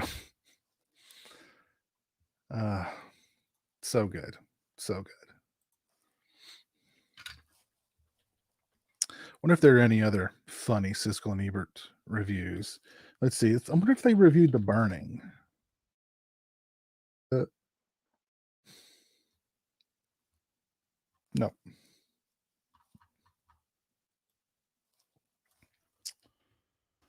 Let's see.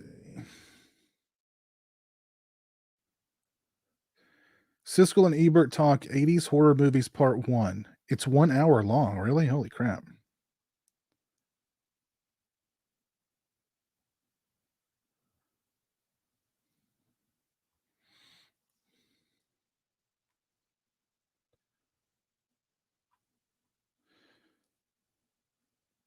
Oh, here's Siskel and Ebert. Here's their review of The Thing. Let's check out their review of The Thing.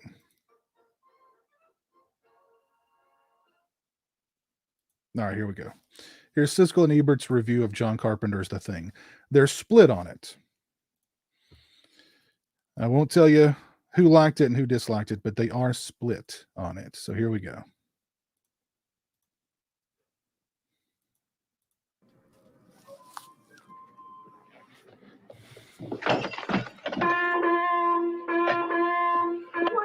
What's going on? Hey, Marlon, what is it? Mac wants the flamethrower. Mac wants the what? That's what he said. Now move. Damn it.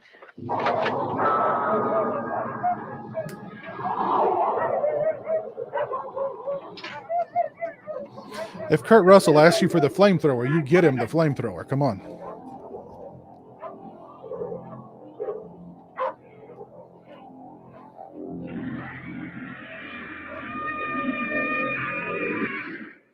Well, I don't know what it is, but it's big and it's hungry. And John Carpenter's new thriller, The Thing. That's one of 4 new movies we'll be reviewing this week on Sneak Previews. Across the aisle from me, Gene Siskel, film critic of the Chicago Tribune. And this is Roger Ebert, film critic of the Chicago Sun-Times. Our next film, The Thing, has already caused a lot of talk before it has opened. About 2 weeks ago, something very unusual happened to me. I began getting postcards at my newspaper office from readers telling me that John Carpenter's new movie, I guess they'd seen it in a preview, was one of the most disgusting films ever made. Well, those postcard writers certainly were right about one thing. The movie The Thing does contain a lot of repellent special effects, telling the story of a creature that is discovered in the Antarctic by a team of American scientists. Here, the scientists expect the damage that the mysterious thing did at another scientific installation. We found this.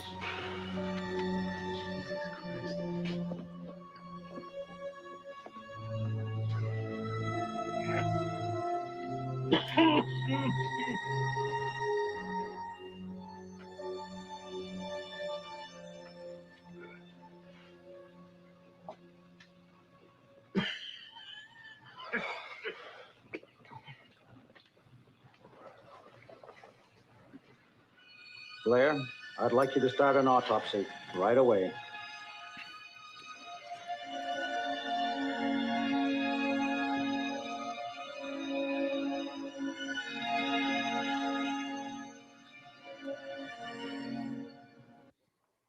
The Thing is based on the same book that was used in a 1952 movie also called The Thing, and there is a similarity between the two films, with both having the subtext of a Cold War mentality, suspicion of strangers. This part of The Thing is not disgusting at all, I think. Actually, it's quite intriguing, especially in this scene where the scientists begin to doubt each other, wondering who among them has been infected by the thing, which turns you into a monster that looks exactly like yourself.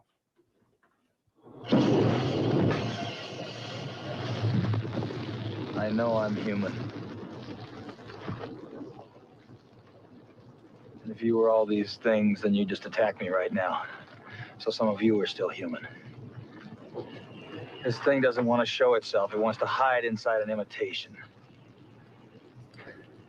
It'll fight if it has to. but it's vulnerable out in the open. If it takes us over, then it has no more enemies. Nobody left to kill it. And then it's won. There's a storm hitting us in 6 hours. We're gonna find out who's who. All right, Doc, Gary, and Clark, move over there away from the others.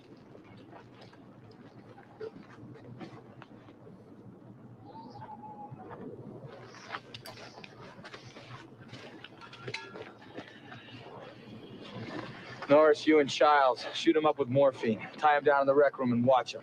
Fuchs, you start working on a new tech. I need Doc's help. Yeah, you don't want to drug me. Mac, I'm not a prisoner. Later, there's a terrific blood test where they try and check out who is human, who is not. I wish this movie were less ugly than it is, because in terms of storytelling and suspense, I wish it were and less that ugly. subtext of suspicion of one's fellow man, this is actually a very well-made movie. But at regular intervals, no doubt about it, it does gross one out. So, a mixed review for the thing from me. I'm going to recommend it, but serve notice that a lot of people who see it will be made sick by it. I think that's probably an understatement. I would call this the barf bag movie of July. I have some problems with it. One of them is, I think, the characters. They're not made into three-dimensional people. Their function is to walk down the corridor and be jumped on. The other thing is plausibility. Once they figure out that this thing can turn into one of them, they ought to institute a watertight buddy system, but instead they have all kinds of loopholes. People walk out into the snow, come back with a grin on their face, so that the story is totally implausible, and the movie just basically is an excuse for this very... There's nothing more compelling than a buddy system in a movie. Can you imagine Kurt Russell going, okay, guys, we're implementing a buddy system in the thing. Really? A buddy system.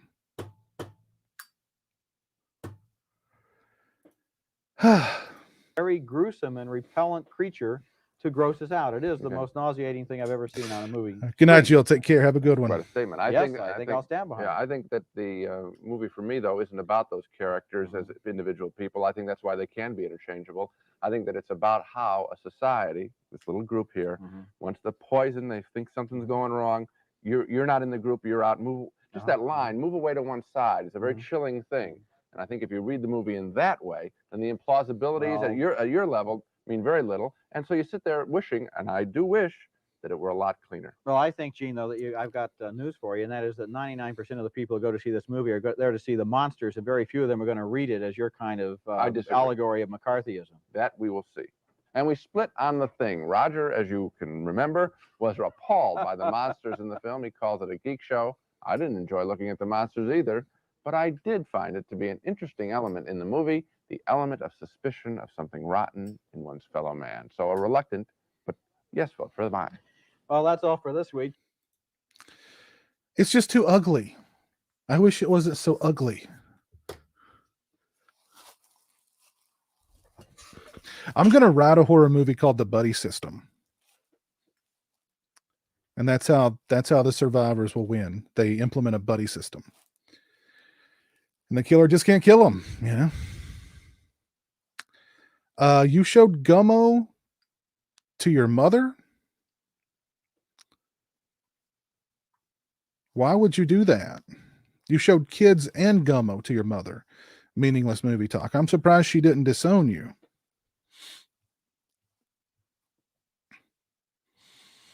Favorite Fulci movie is City of the Living Dead, aka The Gates of Hell. Suddenly I'm having PTSD flashbacks of a Q-tip being shoved up my nose. That was a great intro by Lauren.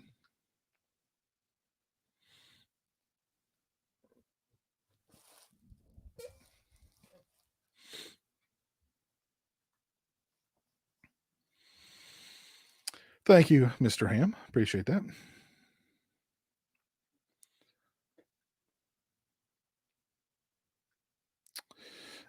Yeah, I think I did see that that statue, Mike. I didn't pay too much attention to it, though.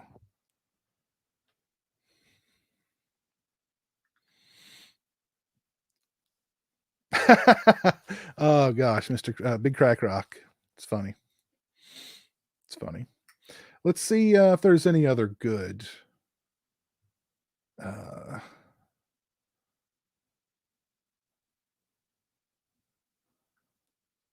Siskel and Ebert horror movie reviews. Let's see. Siskel and Ebert review Maniac from 1980. They really reviewed Maniac? Holy crap. Hold on. Is this real?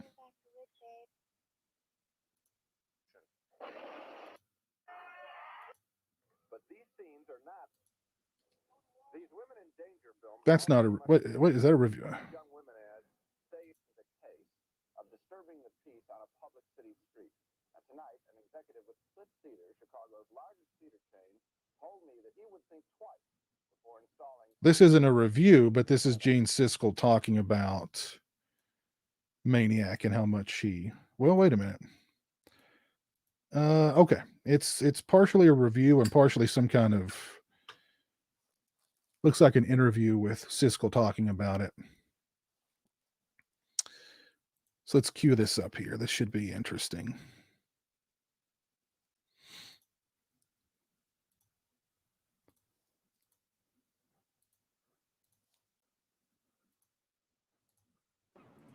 Thanks for bringing back the wood, babe.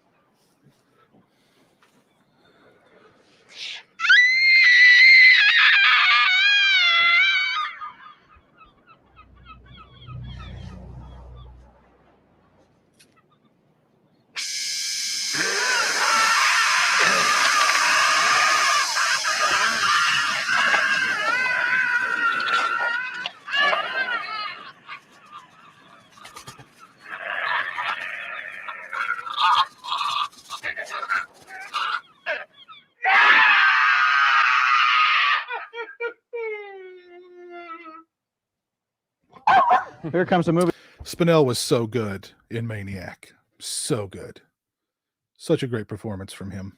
Movies that aren't so funny, because here's Spot the Wonder Dog leaping into the balcony to help us pick out the week's worst movies, the dogs of the week. Well, my dog certainly isn't a laughing matter. It's Maniac, a disgusting horror show that forced me out of the theater after only 30 minutes. Maniac is a repulsive story of a berserk killer in New York. This is an extremely brutal film that thoroughly. You can't review a movie that you only watched 30 minutes of. I'm sorry. Where was his journalistic integrity? It's your job to watch and review these movies. You only watched 30 minutes of the movie. You walked out and now you're going to bash the movie. Okay. Thoroughly grossed me out. And what sent me out of the theater so early was the scene where we see a head hit by a shotgun blast and it explodes in slow motion.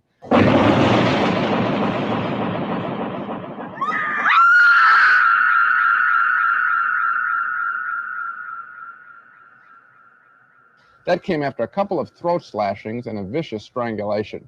Maniac is making its slimy way into theaters all around the country, so be on the lookout for it and avoid it. You know, sometimes that's a very valid reaction to just walk out on a film like that, even if you're a movie critic, because as a civilized person, there's no point in sitting there and watching that kind of stuff. There was no point at which the film was going to redeem itself after that. It was a real gross-out show. Sounds bad.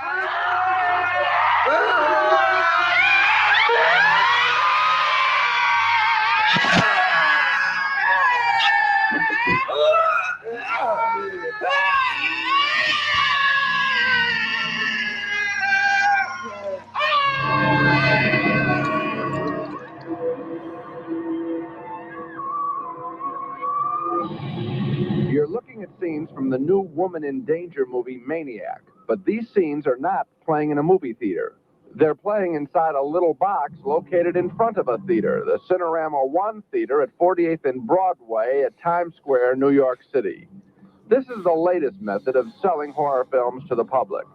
How cool would it have been to have watched Maniac in that theater on Times Square? That would have been cool. The box is called a continuous loop projector, and it is continuously playing over and over selected blood and guts highlights from films like Maniac, a big hit in New York right now, a film due to hit Chicago in a few weeks. Maniac features a woman being terrorized in a New York subway, and it is shocking to see her bloody attack being sold brazenly on the streets of the very same city. This latest method of selling slasher with a knife movies shouldn't come as a surprise. We've been reporting since last summer that women in danger films are the latest craze in a money-hungry movie industry. According to a box office report in the current issue of the trade paper Variety. And how great is the Maniac poster? Oh. The invasion of horror films like Maniac is turning on big dollars in New York first-run movie theaters. These women in danger films are all pretty much the same. In Silent Scream, a college girl looking for off-campus housing is terrorized by a frustrated young man.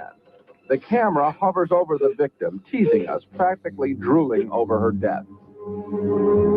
Ads like this one for Maniac will be appearing all over Chicago in a few weeks. And the message of this ad is the same sick message contained in most of these women in danger films. I warned you not to go out at night, reads the ad, which translates to young women as, stay in your place, stay at home, or some man will kill you. Now, that little box with the movie scenes in front of that theater in New York City really bothers me. I wonder if that isn't a case of disturbing the peace on a public city street. Now, tonight, an executive with Split Theater, Chicago's largest theater chain, told me that he would think twice before installing such a machine in front of any one of his company's theater. And that is a relief in a sort of sad story, Bill and Walter.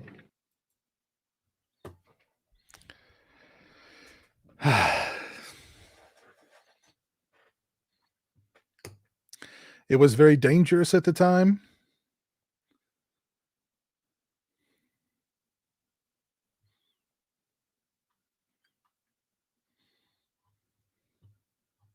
What was dangerous about it at the time? Default Affinity.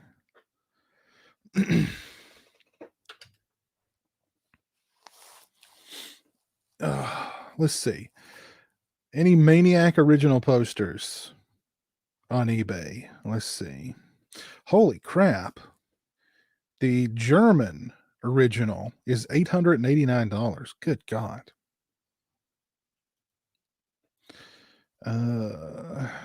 Original style B poster, which was just they basically removed everything from the poster. It's just a black background with Maniac written on it.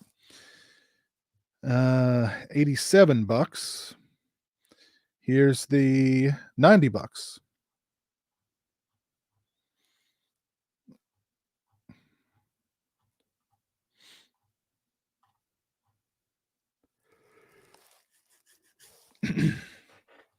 Great poster. Has anybody seen the remake with Elijah Wood?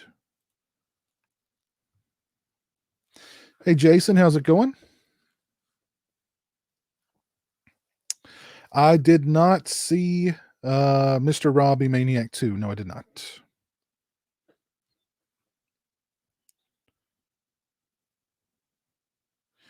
Yeah, I thought the Maniac remake with Elijah Wood was really good. Thought it was really good. Hey, PJ's Classic Trance Channel, how are you? Drugs, gangs, prostitution. What do you mean? You mean right. The Times Square of the 80s. Yes, it was very dangerous.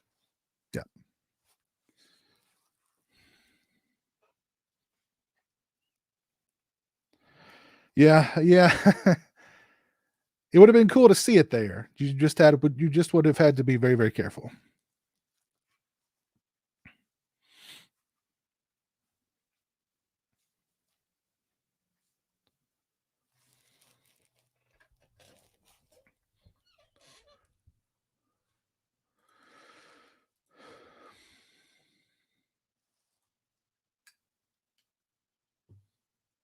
Let's see. One last search here. Let's see if there's any other good Siskel and Ebert's horror flicks.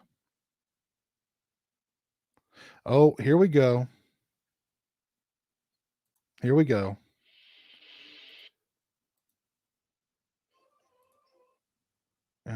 Let's see. I think this is Silent Night, Deadly Night. It is Silent Night, Deadly Night.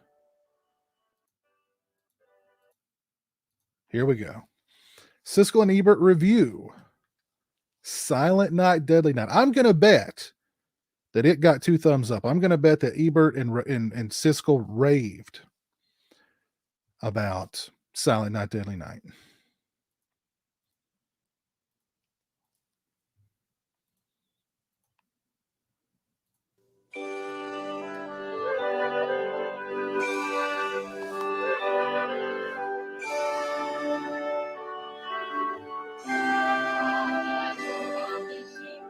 'Twas the night before Christmas, when all through the house not a creature was stirring, not even a mouse.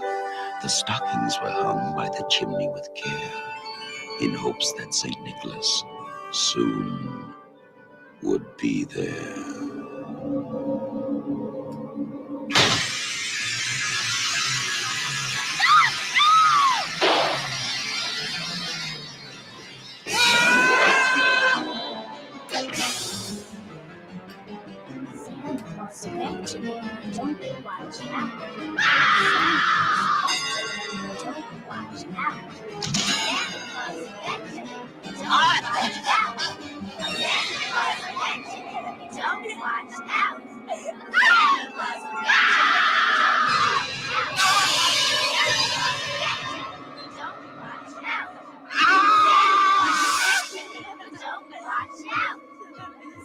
You've made it through Halloween. Now try and survive Christmas. Silent night. Deadly night.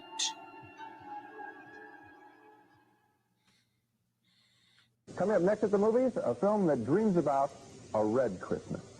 'Twas the night before Christmas, when all through the house not a creature was stirring. All through the house not a creature was stirring, not even a mouse. Our X-ray subject this week, the controversial Santa Claus killer movie, Silent Night, Deadly Night. Actually, there have been two controversies about Silent Night, Deadly Night. Even before the film was released a couple of weeks ago, its TV ad campaign caused a furor with its brief depiction of an axe-carrying Santa Claus. The distributor of this film, TriStar Pictures, which is co-owned by Columbia Pictures, CBS, and Home Box Office, pulled the commercial out of release after a week of protests by parents led by a Milwaukee group. Of course, commercials like that usually die out after a week anyway, so thanks a lot, fellas. But there's no question in my mind that the showing of Santa with an axe on free TV and commercials is sick and sleazy and mean-spirited. Let's repeat the names of the people who did it. TriStar Pictures, co-owned by Columbia Pictures, CBS, and Home Box Office. Shame on you. Now, as for the film, I've got news for you. It's worse than the TV ads. Telling a typical mad slasher story about a boy who witnesses his father being shot and his mother being stabbed to death by a maniac in a Santa Claus suit. So now the traumatized kid grows up and is asked to work in a toy store as Santa one Christmas, and it freaks him out. He impales one naked girl on a set of antlers, spears another woman with a bow and arrow, and another with a knife, and yet we even see Santa give one little girl a bloody knife as a gift and threaten another little girl with physical punishment as he sits on his lap. You might think that it would be funny, Roger, or it's played as quite sick in the film. So let me repeat the names of the writer and director and producers of this film. Michael Hickey wrote the film, Charles E. Sellier Jr. directed it, and Ira Richard Barmack produced it. You people have nothing to be proud of, even if you made a few bucks off of all the negative publicity. Your profits truly are blood money. And Silent Night, Deadly Night. I mean, he's acting like they made a snuff film. Your profits are blood money, and then he calls them out, like he's naming and shaming them on television. I mean, gosh, these guys are so butthurt, man. They get so butthurt over. Come on. Jeez. Night now has the distinction of joining I Spit on Your Grave as one of the two most contemptible films I've seen. And I don't mean to think it's campy. It really is quite awful. I'm glad you mentioned those people's names because quite frequently they think, gee, we'll make this exploitation film, we'll be able to buy our Mercedes and live in Bel Air and nobody will ever know what we did. But I would like to hear them explain to their children and their grandchildren that it's only a movie. Yeah. I think that would be a real interesting episode. Explain to your isn't that what you're supposed to do as a parent, is explain to your children that if they're scared by a movie to tell them it's only a movie, it's not real. I mean, isn't that what you're supposed to do as a parent? Coming up next, an energetic skeleton. We don't need to hear about Nightmare Before Christmas. Goodness gracious.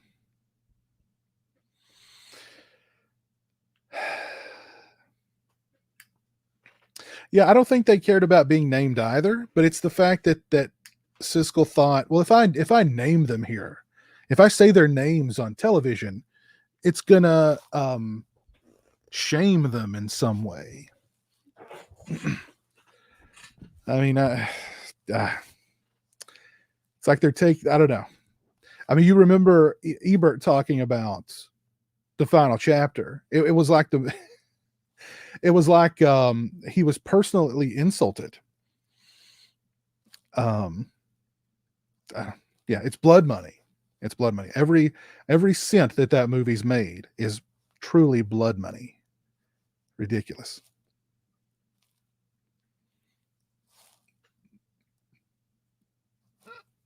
Excuse me.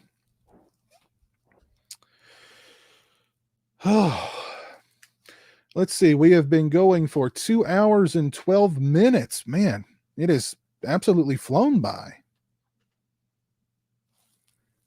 Absolutely flown by.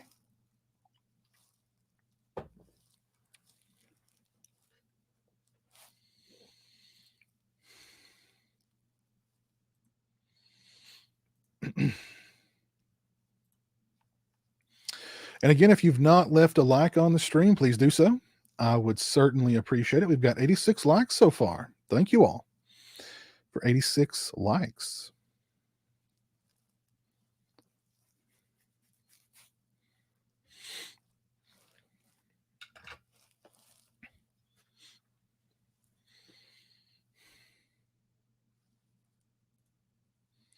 All right, one last search. Siskel and Ebert reviewing horror. Let's see.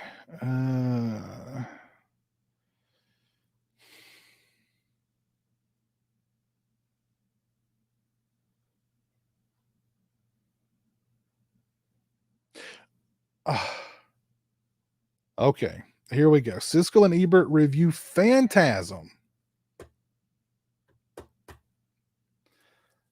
What do you got? What do you think? Will they like Phantasm?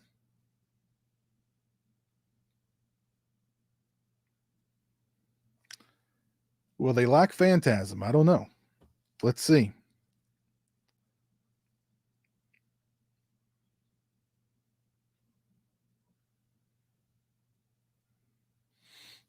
Brian, I actually messaged you on Patreon. I've not been able to track that movie down. I can't find that movie anywhere, man. Do you know a place where I can watch it, or is there another movie you'd like for me to review?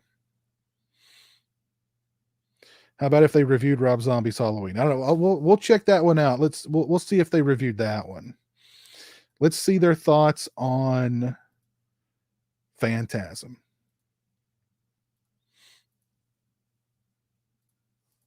Good moments. I can't quite recommend it as strongly as you can, but in any event, it's worth seeing, which is certainly not the case with our next film. No. It has absolutely no social significance whatsoever. It's a new horror film called Phantasm, and it's set in a highly unusual funeral home and a cemetery where nobody rests in peace. There's a few nice touches, like a severed finger that kind of creeps around with a mind of its own, and this weird little stainless steel ball that flies through the air, and it has two claws that come out and they dig into your forehead, and then a little screw comes out and drills into your brain, kind of like a lobotomy from a dentist. Anyway, the movie's about these two brothers who live near the funeral home, and the younger brother is sort of a nosy type who goes prowling around, gets into all sorts of trouble.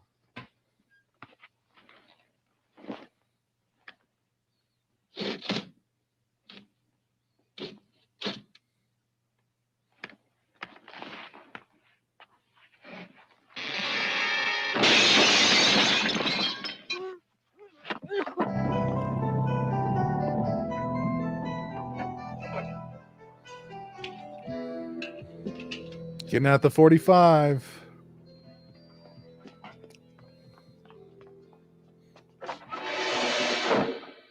I've been waiting for you.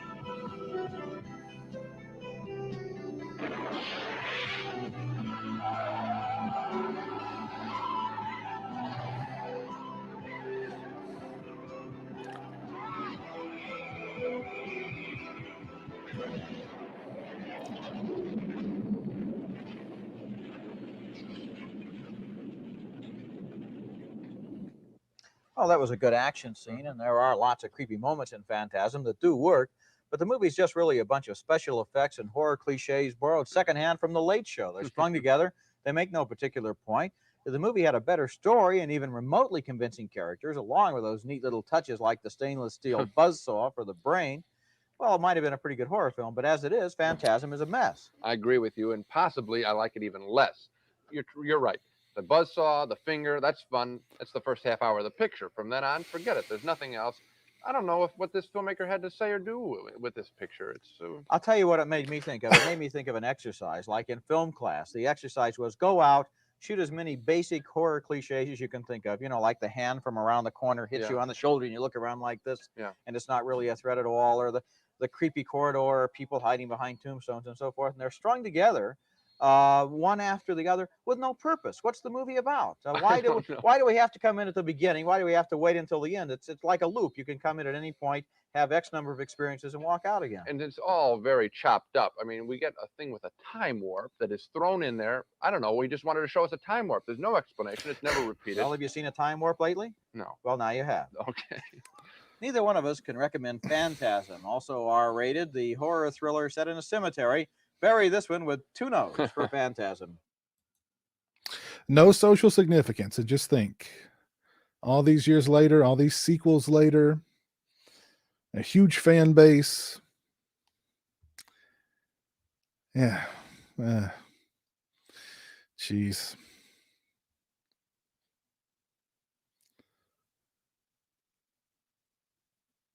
The best movies are about nothing. That's true. Some of them, that's right. Yeah, it's true.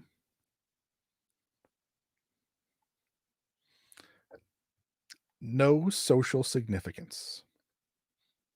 I do not have a Letterbox HD to file.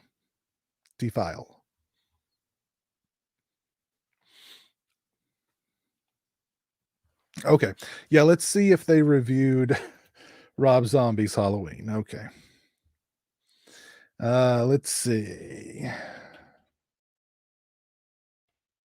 Did they review Rob Zombie's Halloween?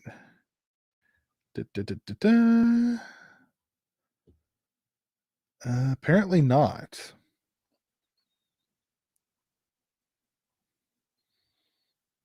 Nope, apparently not. Or if they did, it's not on here.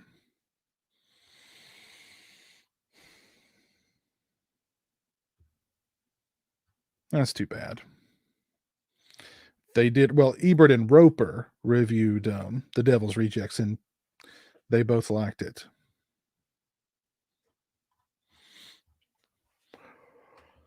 Oh, goodness.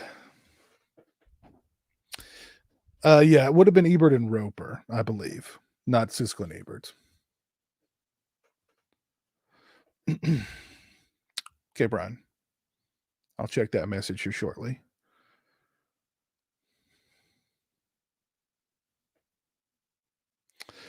Pretty much, Susan. It wasn't until later on that, you know, I don't think Siskel ever liked horror, any horror really, except unless it was like Halloween. But Ebert chilled out in his old age and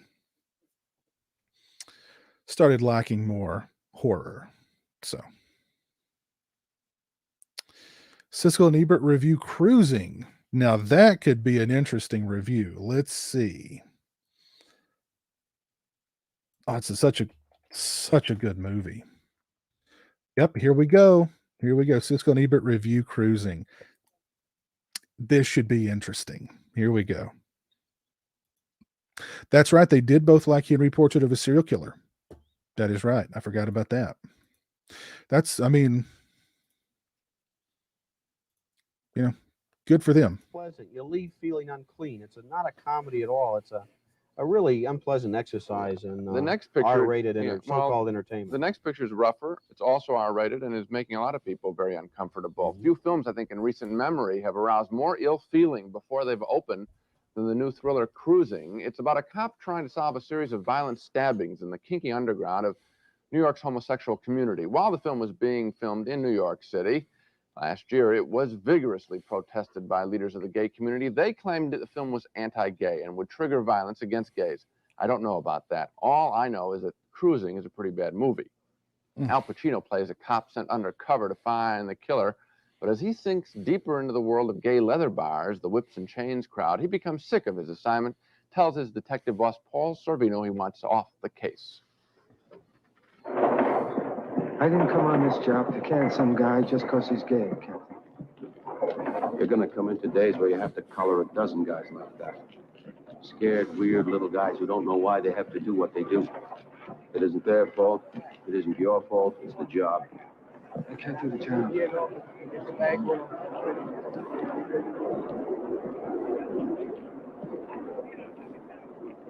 I don't think I can do the job, Captain.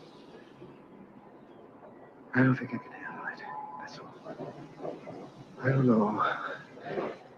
It's just things happening to me, you know? I don't know that I can handle it. I want you to know that it's not because I'm afraid or anything. It's just stuff going down. I don't think I can deal with it. I need you. You're my partner and you can't let me down. We're up to our business, and I'm counting on you.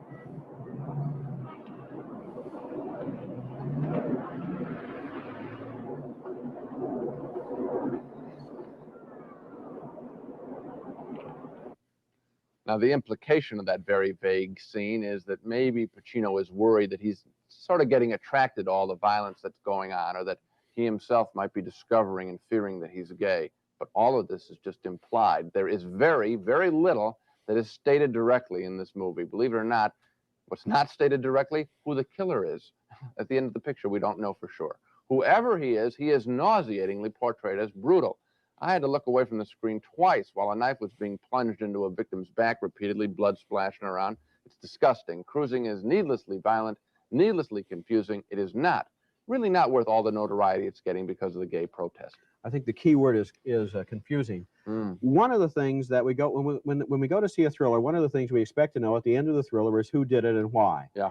In a character study, one of the things we expect to know at the end of the movie is how the character is changed. You mean and the why. Pacino character was investigating? In particular, yes. At the end of Cruising, you got it right on the head. We don't know who did it and why, and we don't know if the Pacino character is changed and why. The end of the movie is so confusing, so baffling, so annoying. It's almost as if it's a total cop-out. They got in.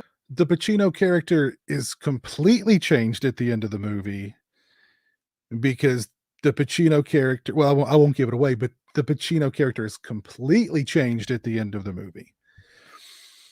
And as far as who the killer is, I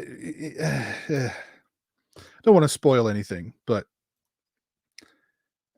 into this material, they wanted to engage in this controversy. They wanted to show this character confronting these events, and then at the end of the film, it's like they draw away from it and walk away from it and don't want to deliver in terms of the premises that they already set up. The most consistent and well done material within their own world are those stabbings. That they knew they wanted to do that. It's a very sensationalized picture. I think a bad performance by Pacino. He just stares into the camera soulfully. We're supposed to read in something into his eyes. I don't know what.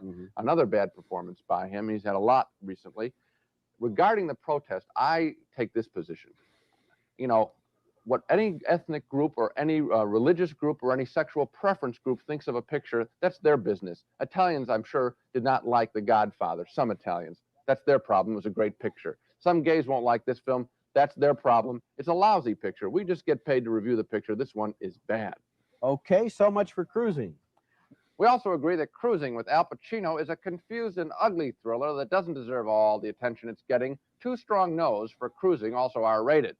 Of the 5 major movies on this show, I think the one that has attracted the most attention is the one we both voted no against, Cruising, with a major director in Bill Friedkin, a major star in Al Pacino, and it's a major mess of a movie. It absolutely is. I can't help but wonder if the studio didn't really relish all the protests by homosexuals of the film, because, quite frankly, that's all that's driving people to this theater. And once they get there, I think they're going to find there's really nothing on the screen. I think you're right. Oh wow, they were they were way off on that one. Oh man. Oh, Cruising is such a great movie. It's so confusing and baffling. We're still talking about it and engaging with it years later. Bravo Friedkin. Exactly. Yeah. Oh man. Such a good movie. Cruising was based on the killings by that guy who was an extra in The Exorcist. Yeah, I remember Friedkin talking about that on the Blu-ray. Yeah. One of the doctors in the movie during this scene where Reagan's getting the what's it called? Spinal tap, was a real serial killer. And he was cruising bars like the one seen in Cruising and killing men. So that was sort of the impetus of Cruising for William Friedkin.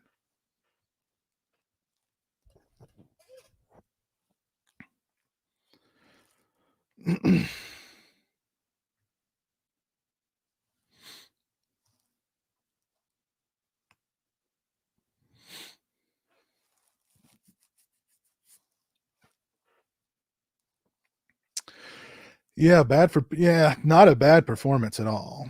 Not at all. And yeah, they're just way off. Way, way off with Cruising.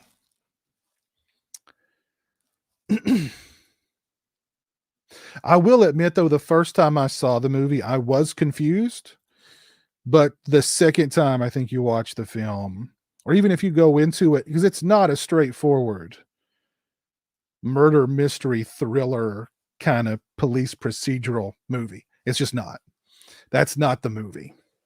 And if you expect it to be that, you're probably going to be confused walking out of it. Like, well, where was, you know, but it's, yeah. Cruising is top 10 Arrow video releases to me. Very underrated. Yeah. That was a great Blu-ray. Great Blu-ray from Arrow.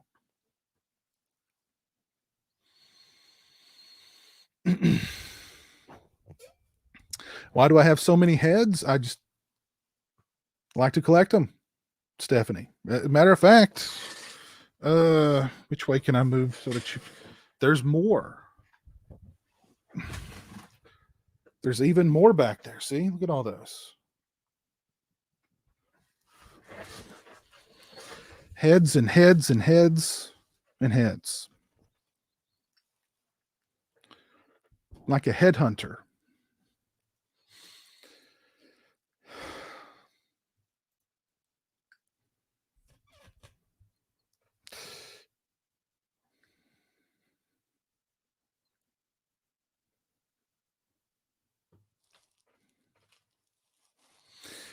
Oh, goodness gracious. We've been going for 2.5 hours.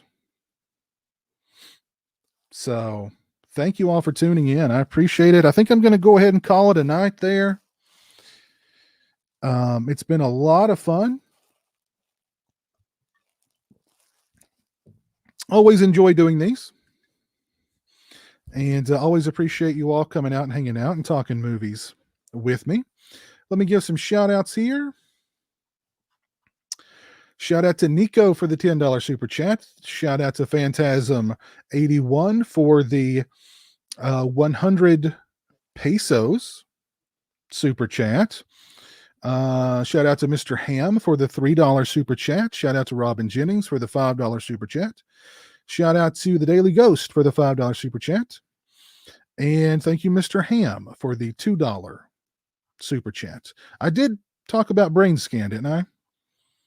I really don't remember very much about that movie. It's been so long since I last saw it. Did it get a Scream Factory Blu-ray release not long ago? But yeah, I don't remember very much about it. And thank you, Phantasm81, for becoming a channel member. Appreciate that. Welcome to One Scared Cat. You are now officially One Scared Cat, and so is Susan.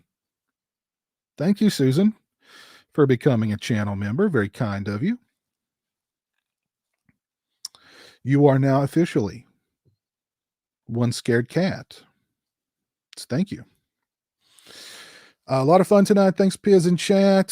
Thanks, Piz in community. Yes, thank you, Nico, for tuning in. Let's see who's still with me here. Mike, Brandon, Joel, Susan, Vincent, Phantasm 81, Sean Sr., Jeff Overing, Robert Long, Brian, Darkness Demon 8, Dave, Jason Wilburn, Steve LaPierre. There's Christian. Thanks for tuning in, Christian. Defile Divinity, Stephanie Jackson, William Thibin, T Garnett 25,